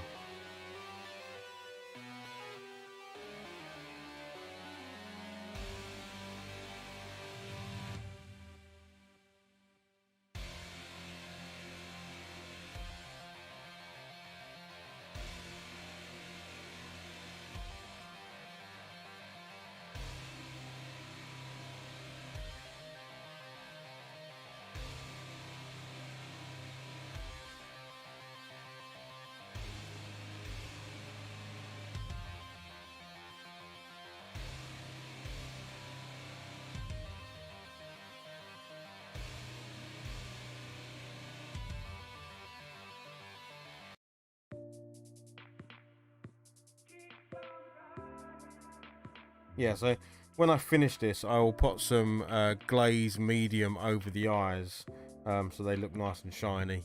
Of course, I am new to the world of miniatures, but I've been 3D printing for some time now. I'm lurking to learn about the different games and eventually looking to send some of my minis out to streamers to get myself exposed. Oh, that's awesome, Spicy Hooks.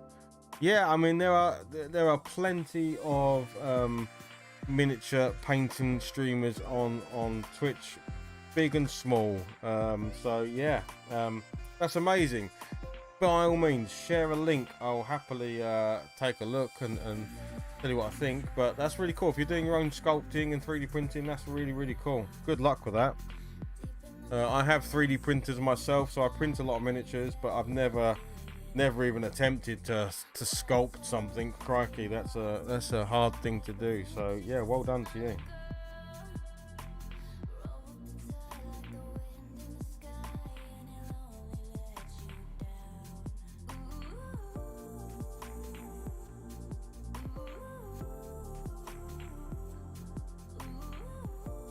Sculpting is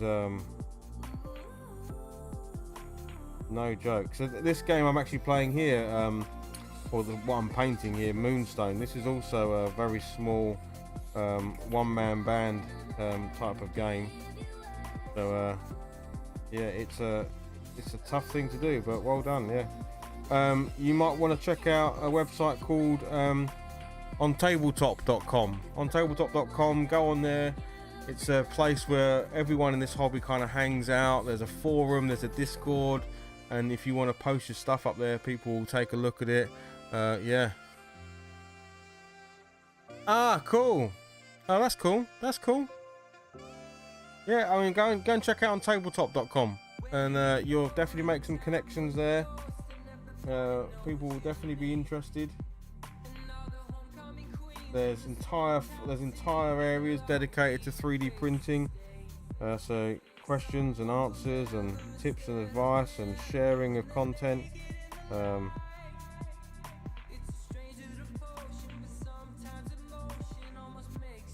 Yeah, it's really cool.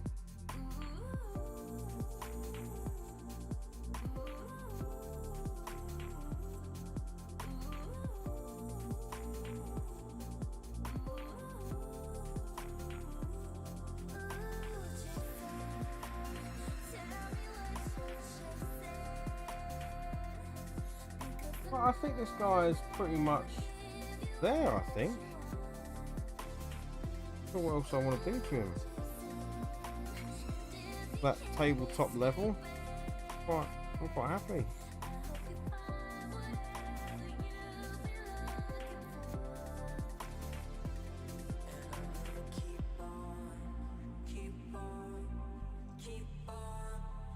Yeah, I mean, you know, if you like what I do and you want to me to print one and paint one, I'll happily do it. Yeah. But you know, there are plenty of people out there that I'm sure would love to do it. I've done commission painting in small numbers. I've painted bits and pieces for people and had other people send me stuff and painted. I had a company send me a whole bunch of Wild West Exodus stuff which I painted on stream and things like that. So I can certainly do something if that's what you. Yeah. Reach out, man. Awesome. Let's have a look. There's an Etsy shop. So let's have a look. I like the. I instantly like the Banana Warriors, the Banana Knights.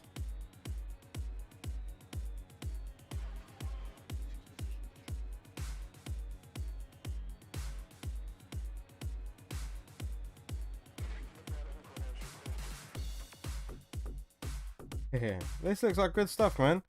I shall take a bit of a closer look later on. That's really cool. Yeah, it's good, man. Well, good luck with it. Really, really good luck with it. So I Have Layers is the Etsy shop. If anyone wants to see I Have Layers. Yeah, that's cool, man.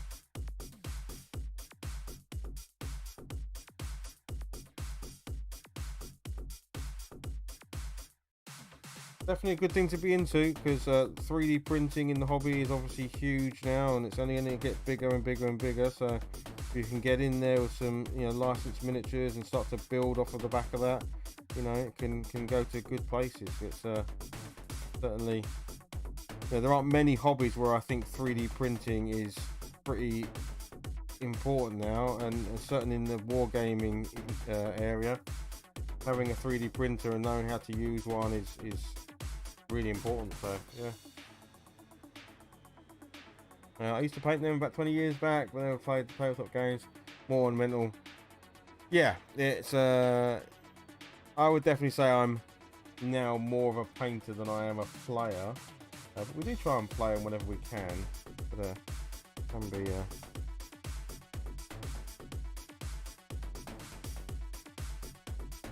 just almost painting the dog's bollocks then.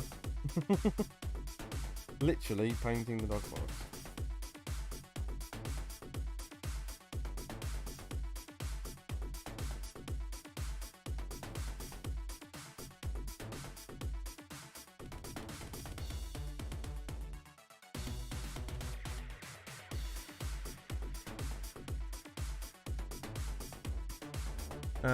Dude, Nerf stuff is wild. People modify Nerf guns and make them more powerful, different set. Yeah. Yes, I think cosplay, that sort of thing as well, using 3D printing is a big thing as well. Yeah, absolutely. I mean, I've used 3D printing for the retro gaming hobby. I 3D print stands for things like Game Boys and DS's, and so you can have them on display. You know, you can buy this stuff, but I can just 3D print it. So I've 3D printed brackets to put machines onto walls and stuff like that.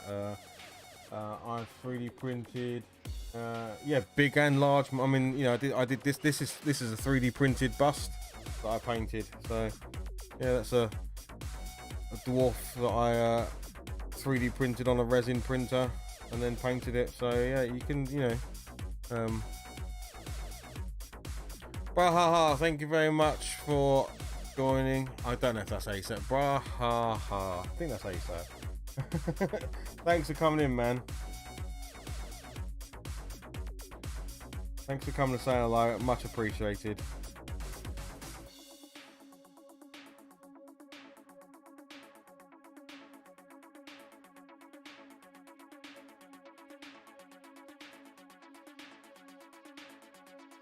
I don't think I'm on much longer anyway, because I think this is done.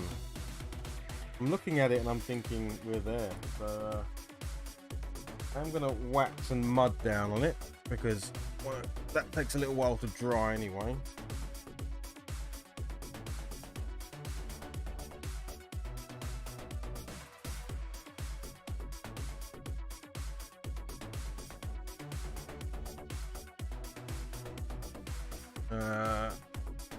Some of this stuff.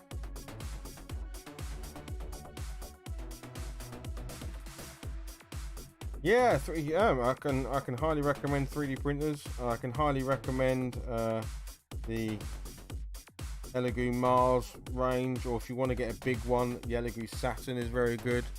The Anycubic models are also very good.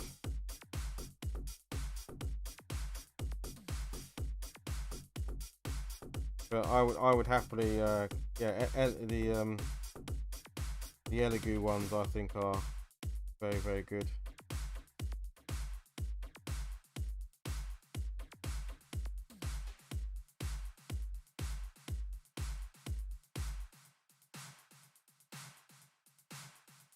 Well, that's if you want. Sorry, the Elegoo Mars is for resin printers.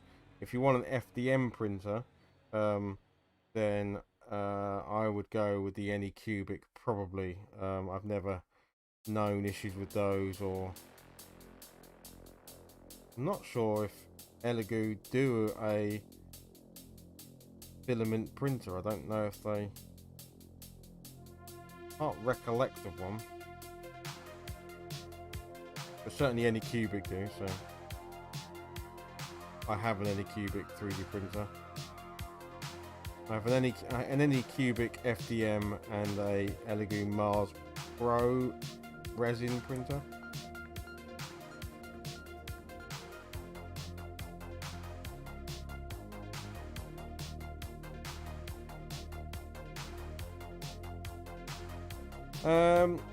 So in and around the sort of £200 mark probably for both of them. Yeah, but you can go cheaper. You can get a resin printer, I think, for about £130. Especially when there's deals on and stuff. The Mars Pro, and obviously the better the printer, especially the resin. So with filament printer, I don't think it's so important. With filament printer, I would buy just a good budget printer. I think you'll be fine.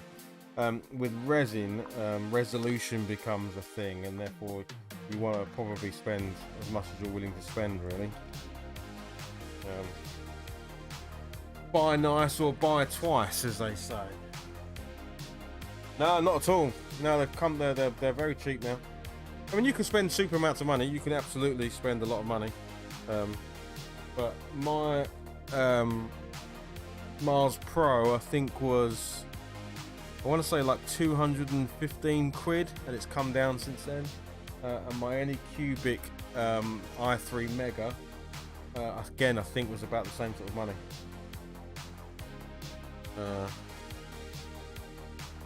Yeah.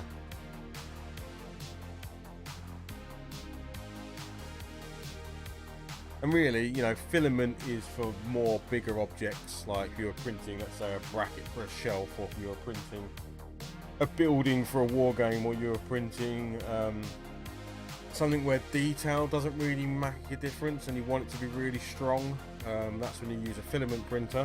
So for me, they're really good for terrain, really good for the console stands, the hooks and stuff that I use. And then a resin printer is for fine detail. So great for printing miniatures, great for printing intricate little pieces. Yeah, sure, man. Yeah, I'll do a bit of a video on 3D printing for sure. Yeah. I'll take you through the wonderful world.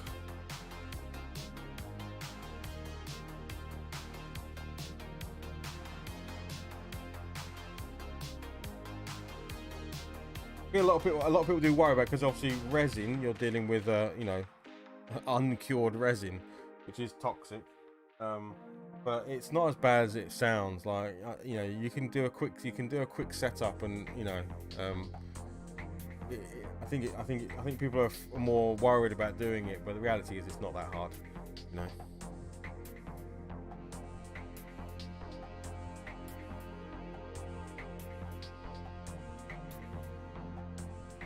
But yeah, I'll happily do a bit of a vid on it for sure.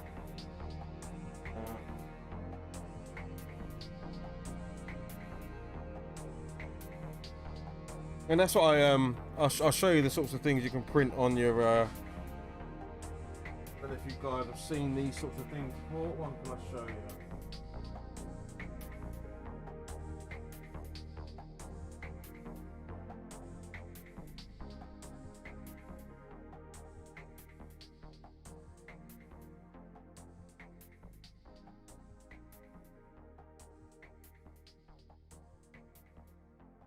Yeah, so I like printing stands for your devices. So you can go on places like Thingiverse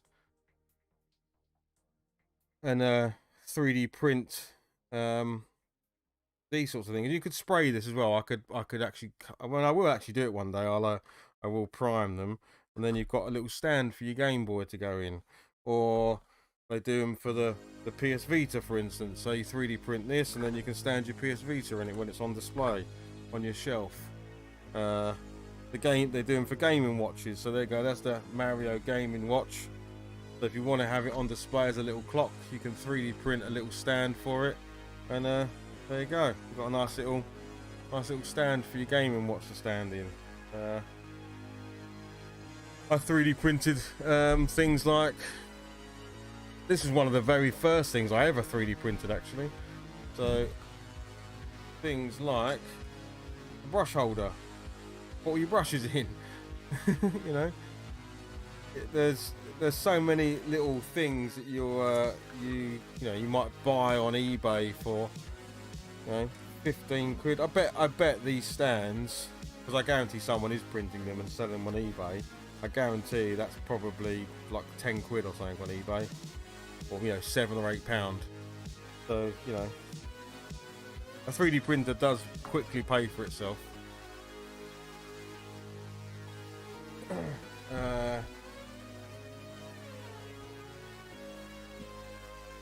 Makes good. Oh, yeah, makes good. As long as you're in the dark, yeah, that's what I would use it for.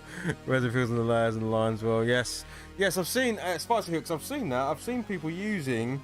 They've 3D printed, so just so everyone can see on the camera, people 3D print with a filament. Now, if I was to run my finger over this, it will have ridges. Like, you can just about see it on the camera, because obviously it's printing in a line, so it kind of has to make its way around. So there is very fine ridges, and the finer you print, the less those ridges will be.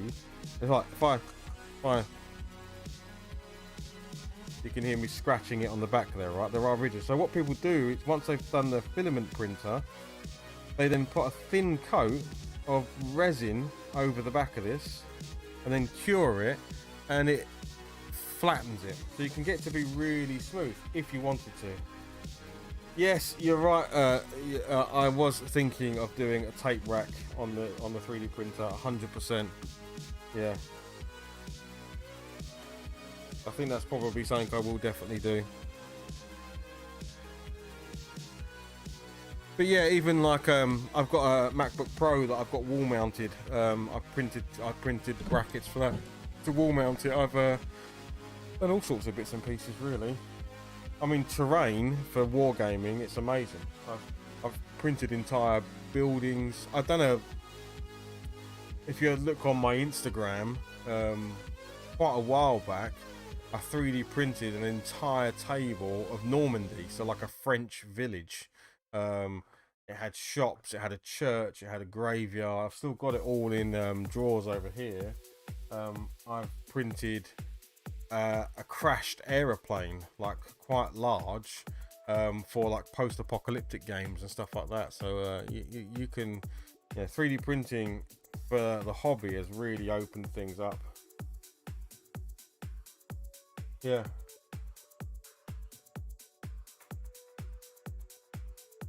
It's definitely a cool thing.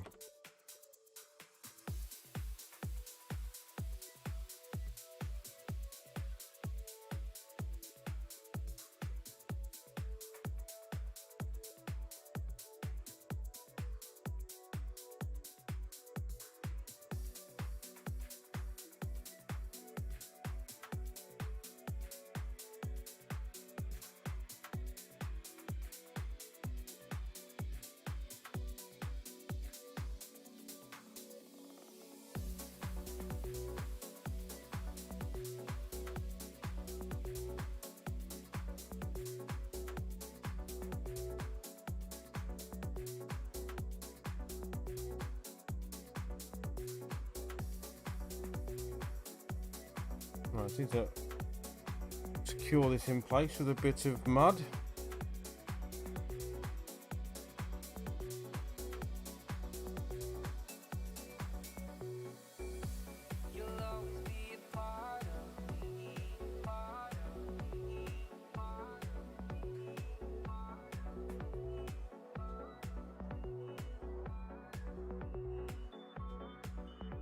Action figure of myself, yeah. I have a D20 the size of a basketball. It's the best MTG lock out there ever. Yeah, nice.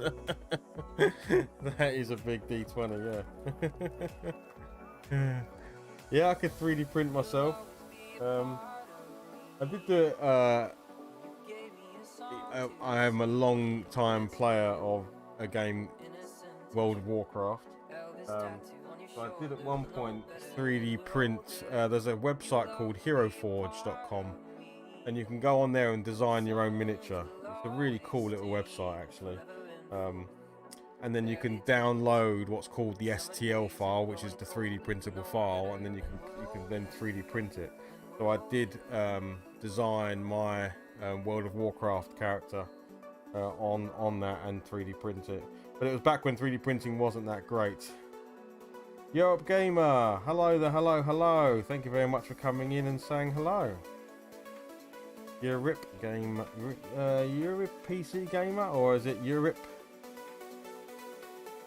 Yuri PC Gamer. I'm gonna go Yuri PC Gamer. I think I've finally read it correctly. I was trying to remember that site. It worked. Yeah, it's well done. Yeah, right, Spicy. It is. Hero Forge is very clever. To the point now where we're even offering fully coloured miniature printing, which is pretty insane. That is not only a 3D printed miniature, but it's all pre-coloured. So you say, yeah, I want the hair to be blonde, the eyes to be blue, the skin to be pink, the satchel to be brown, the sort, and that you pick all the colours, or go even crazy if you want. And not only will they print it, it will be printed in colour, which is pretty scary that you can do that. Yeah, man, I've been playing World of Warcraft since it released. So I was showing Nerdy Geezer my Blizzard statue that I have on a shelf up there, which you only got if you had a 10-year unbroken subscription to World of Warcraft from day one. And they sent you a statue. So I'm still subscribed to it now, which is what? How long has it been going? 17 years. I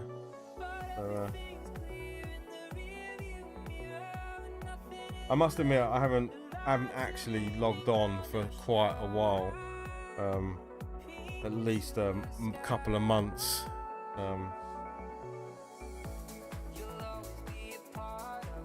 Yeah.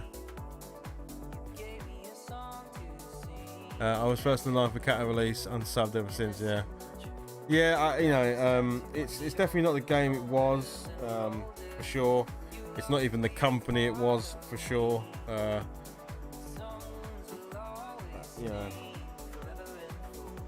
It's still the best MMO. I haven't played. I've tried other MMOs, and frankly, none of them come close. I can't get on with Final Fantasy, so it's just, I don't know. It's just the anime side of it. It just doesn't go well with me. So yeah, it's a cool statue, man.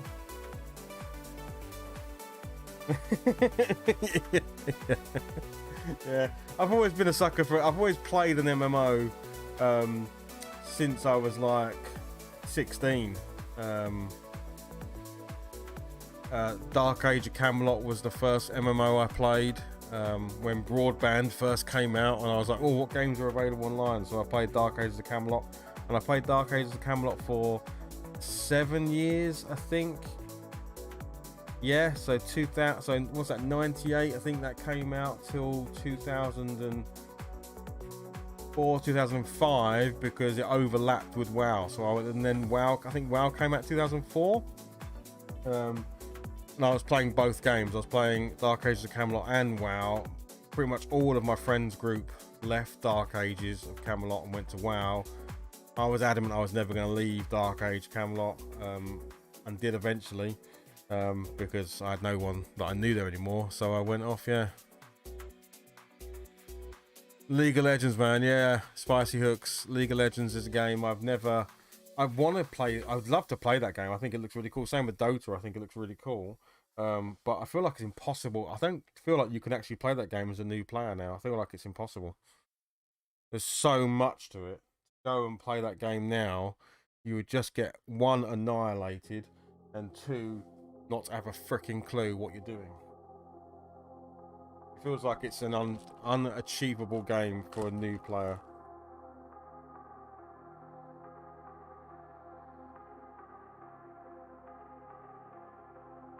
Right, I need my little tufts. Where are my little tufts of grass? 1 second, everybody.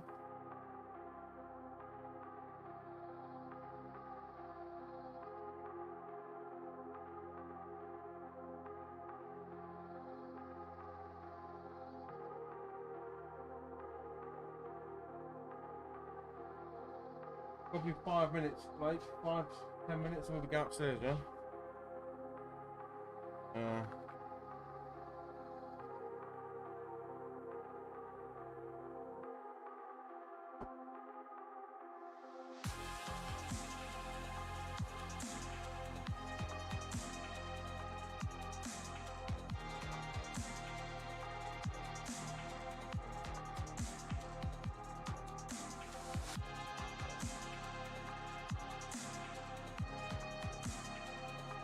Oh yes, you will know about this. Lee will know about this, Nerdy. Skelly will know about this, because I believe that Skelly has almost the exact same machine.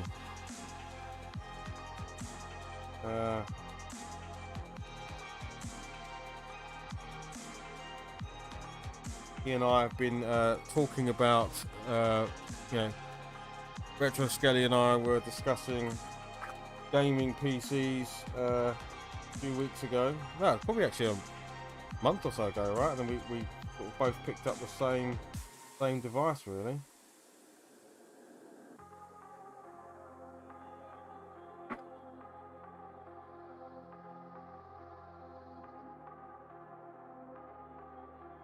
But yeah, that's why I kind of missed out on the PS2 era.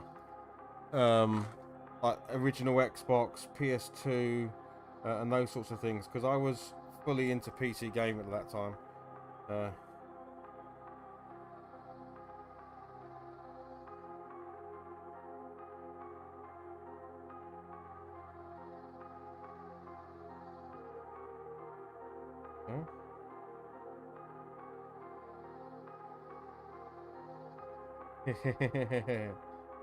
He has indeed. Yeah, he's been round to the Hobby Lodge. Yeah, yeah. I think it's a bit more. It's a bit more of a trek for you, Retro Skelly. But Nerdy and I just started talking one day, and you know, you start to go, oh yeah, we should definitely meet up. And he was, oh, so whereabouts do you live? And I went, oh, it's this town. He went, oh, I live in that town. And I was like, when it's not a small town, so I was like, okay, whereabouts? And I was like, oh, you know, there's the station. You come down the road, and there's a corner. And he's like, yeah, I know where that is because I live 2 more streets away from there. And I was like, what the hell? So yeah, it turns out we live probably what, less than half a mile away from each other. Yeah, there you go. Yes, so Retro Skelly is exactly the same machine. Yes. Yeah, so it was quite bizarre to be like, holy crap, we literally do live around the corner from each other. Kind of weird. Spicy Hooks, sorry if I just missed you. Goodbye. I hope good luck with everything. Hopefully I'll see you again. Good luck with all of the 3D printing and Etsy shop and all the rest of it. I have the link saved, so I shall check it after this for sure.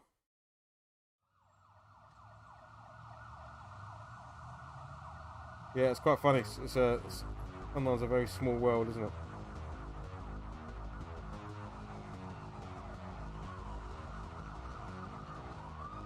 Of course, my immediate worry is, well, there's my competition for the charity shop, isn't there?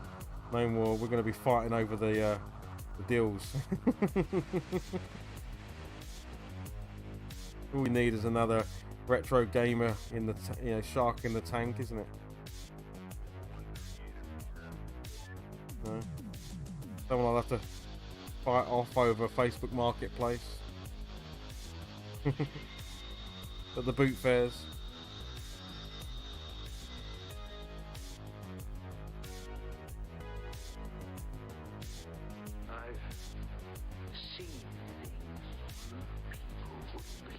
Yeah, we did. Yeah, we did. We shot the breeze pretty good.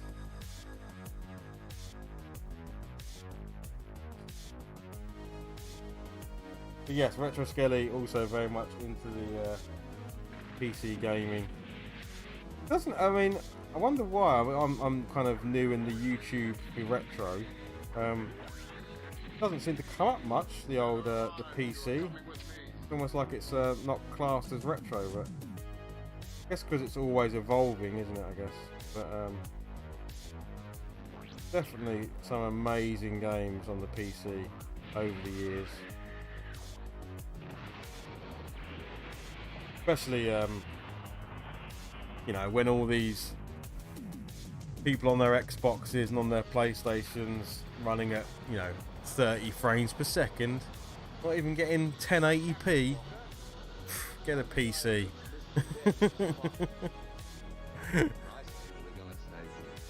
Yeah, you are right, Nerdy. Facebook Marketplace is a bit rubber. I've had a couple of things, but nothing major. The best thing I got was a broken Switch. I wanted to get a Switch for the... We've got quite a few... We have a few Switches. And I wanted one for the Lodge to be permanently docked. So I was looking for a broken screened Switch. So, because I was never going to use it in handheld, it's going to be docked and connected to the TV, and that was it. And someone was selling a broken Switch on Facebook Marketplace for like, I think it was £100 for a full size Switch with the dock, with some games. It had Mario and a couple of other games and a couple of Joy-Cons, all the bits and pieces. I got it home, I blew some dust in, I blew some air into it, gave it a bit of a clean up, and it works perfectly. There's nothing wrong with it. So I have the Switch that I wanted, but it's also a perfect. In fact, it looks immaculate now. So I don't know. Yeah, exactly. Yeah, but the XP period, that sort of 1998 to 2008, that 10-year period for PC gaming was the best.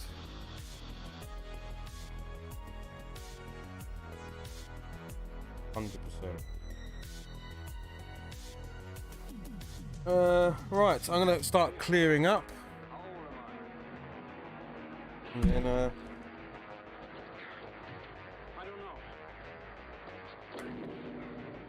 we'll let that first layer that I just done dry. I won't do the matte varnish tonight. I'll do the matte varnish tomorrow. But yeah, if anyone ever watches this back, it's really important to put a varnish on your miniatures. The acids in your fingers on these kind of paints will strip them. So and also with contrast, I use a lot of contrast paints, which is a type of Games Workshop paint. Very thin, and it can rub off really easily. So you want to put a matte varnish down. Some people do a gloss varnish and then a matte varnish. I don't. I just do a matte varnish, but you know, it will protect the paint job that you've done, and also take the shine out of miniatures. Nothing. You don't want things to look really shiny. That's not very realistic. Yeah, by putting a matte varnish down, it sort of mutes the colours a little bit, brings it all together a bit more, and makes it look a lot nicer. And then you can go back in afterwards if you did want something shiny. So, for instance, with this guy, you know, the bottles and so. If I had matte varnished, which I did matte varnish, it would have took the shine out of that glass bottle in his hand, and same with the vials in his jacket and the lenses on his glasses. You can see there's a bit of a shine as I sort of turn it in the light. So what you can then do is get either a bit of gloss varnish, or Games Workshop call it hard coat, and it puts the shine back in. Like, you can just put a little dab of it in there, and you know. But again, you're just protecting your paint job, so that if you drop it or you knock it, you're probably not going to scratch the paint off your paint job.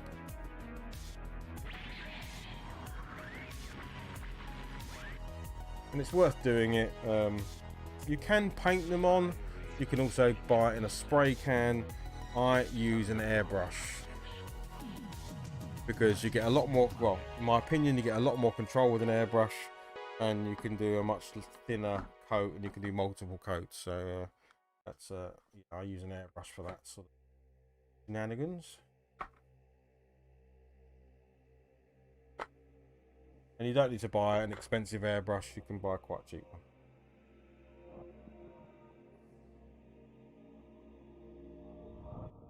Yeah, I was saying this earlier. I went from the C64. So I had a comment. So complete history is ZX81, but that was my dad's. I very barely remember it. I really only remember one game, and I don't think Ginger Hippie Game is here anymore, but he actually still has it, and it's called Phoenix on the ZX81. It's like an orange tape, an orange cassette, and I mentioned it one day, and he went, "Oh, do you mean this?" And he sent me a picture of it, and I was like, "Oh man, that's amazing." So ZX81, then Commodore 16, then Commodore 64, then the Amiga 1200, then I'm pretty sure it was a 386 SX50 or 20. I can't 100% remember. I definitely know it was a 486 DX266 because it's just a great name.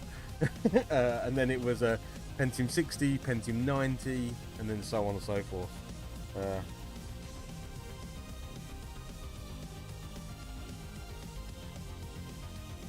I've made a bit of a mess in here tonight with all the paints out and the models out and stuff. I'll have to do a proper tidy up tomorrow. That's the problem with all these models.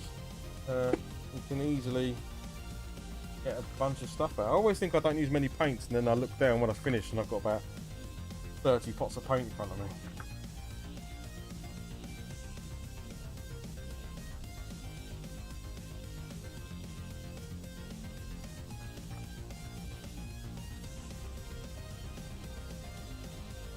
Right, one more run round the rim with this brown, and this miniature is done.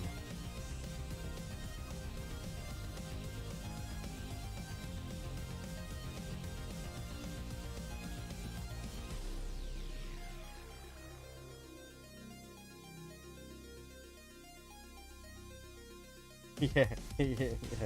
The old mem maker to change conventional memory to what was it? Conventional to extended? Can't remember. Yeah, having to reboot each time, and create RAM disks and boot disks, disabling everything possible so you could just get a couple of bit extra K. Oh man, yeah, exactly. Although we could boast to our mates running terrible resolutions and etc. on their consoles, we did have to go through some pain to actually make the games run. We definitely ended up with a better result, you know, higher resolutions, better textures, faster frame rates. But we had to jump through some hoops to get there. It wasn't turn on and forget about it like with a console.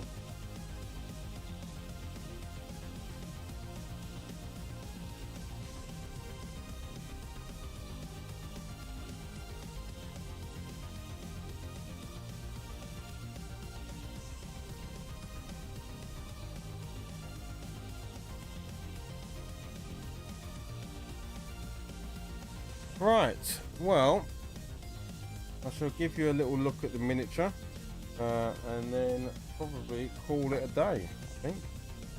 So here he is. Here's my little, try not to touch the actual base because the base is still wet, but there he is, my little goblin riding his little pug.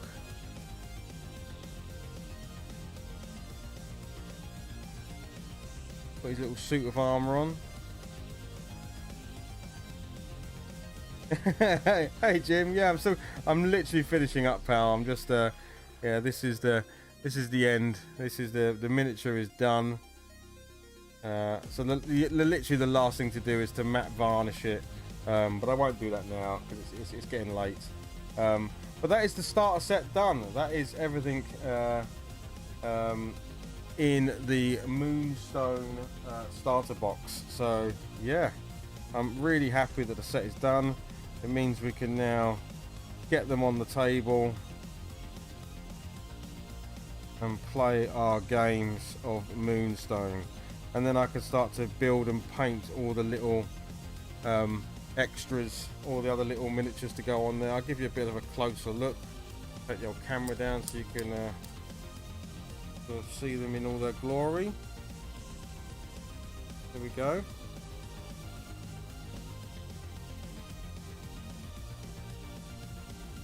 Yeah.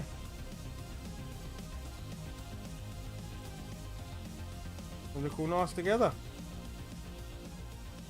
Yeah, that is the complete starter set. So if you buy the Moonstone starter set, that's everything you're going to get inside miniature wise. It's enough to have 4 miniatures a team. The max the game can be is 12 miniatures total. So you're only adding 2 more miniatures to this, and you've got your 6 aside essentially. Or you can add, you know, still have 12 but have 3 players with 4 characters each.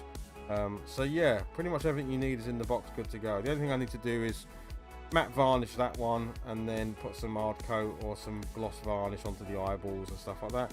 But yeah, that is Moonstone. Moonstone fully painted, the core starter set box, and I'm very happy with the results. Right, on that note, I will say thank you very much everyone for watching. I know this is a little bit different for some of my retro friends, but hopefully you enjoy it. It's another part of the hobby that I do. The Hobby Lodge is many things. It is all things gaming, regardless of whether that is physical, virtual, etc, etc. So yeah, thank you very much for watching indeed. Yeah, there'll be stuff in the week for sure. I'm going to do some, I'm absolutely loving the Commodore 64, so I can't wait to try out some of those homebrew games, but also just keep hitting by the waves of nostalgia of loading up some old games. Like today I fired up Tubin and I remembered how to play it, which was amazing. APB, I remembered how to play that as well. So yeah, I'm gonna keep doing that. I would like to get back on the Amiga as well, so I'll be doing some of that, and also the Killer or Filler series that I started. Someone else has recommended to me that I also do a series on Warhammer, so I probably will. So this is where my two hobbies collide, you know, so the Warhammer franchise, but in the video game world. So looking at all the games that they released from back in, I think it was like the late 70s was the first one on the Spectrum, and then all the way through the 80s, 90s, and still now the Warhammer franchise is huge in gaming. So yeah, show off some of those games and talk about them. Yes, James. Yeah, the SitRed podcasters are great. If you want to know about watching people play some of these games, the SitRed podcast is a really great one to go and watch. But there's loads of tubers on here, right? And I appreciate every single one of them. Retrobait, Retro Skelly, Nerdy Geezer, Ginger Hipper Gaming.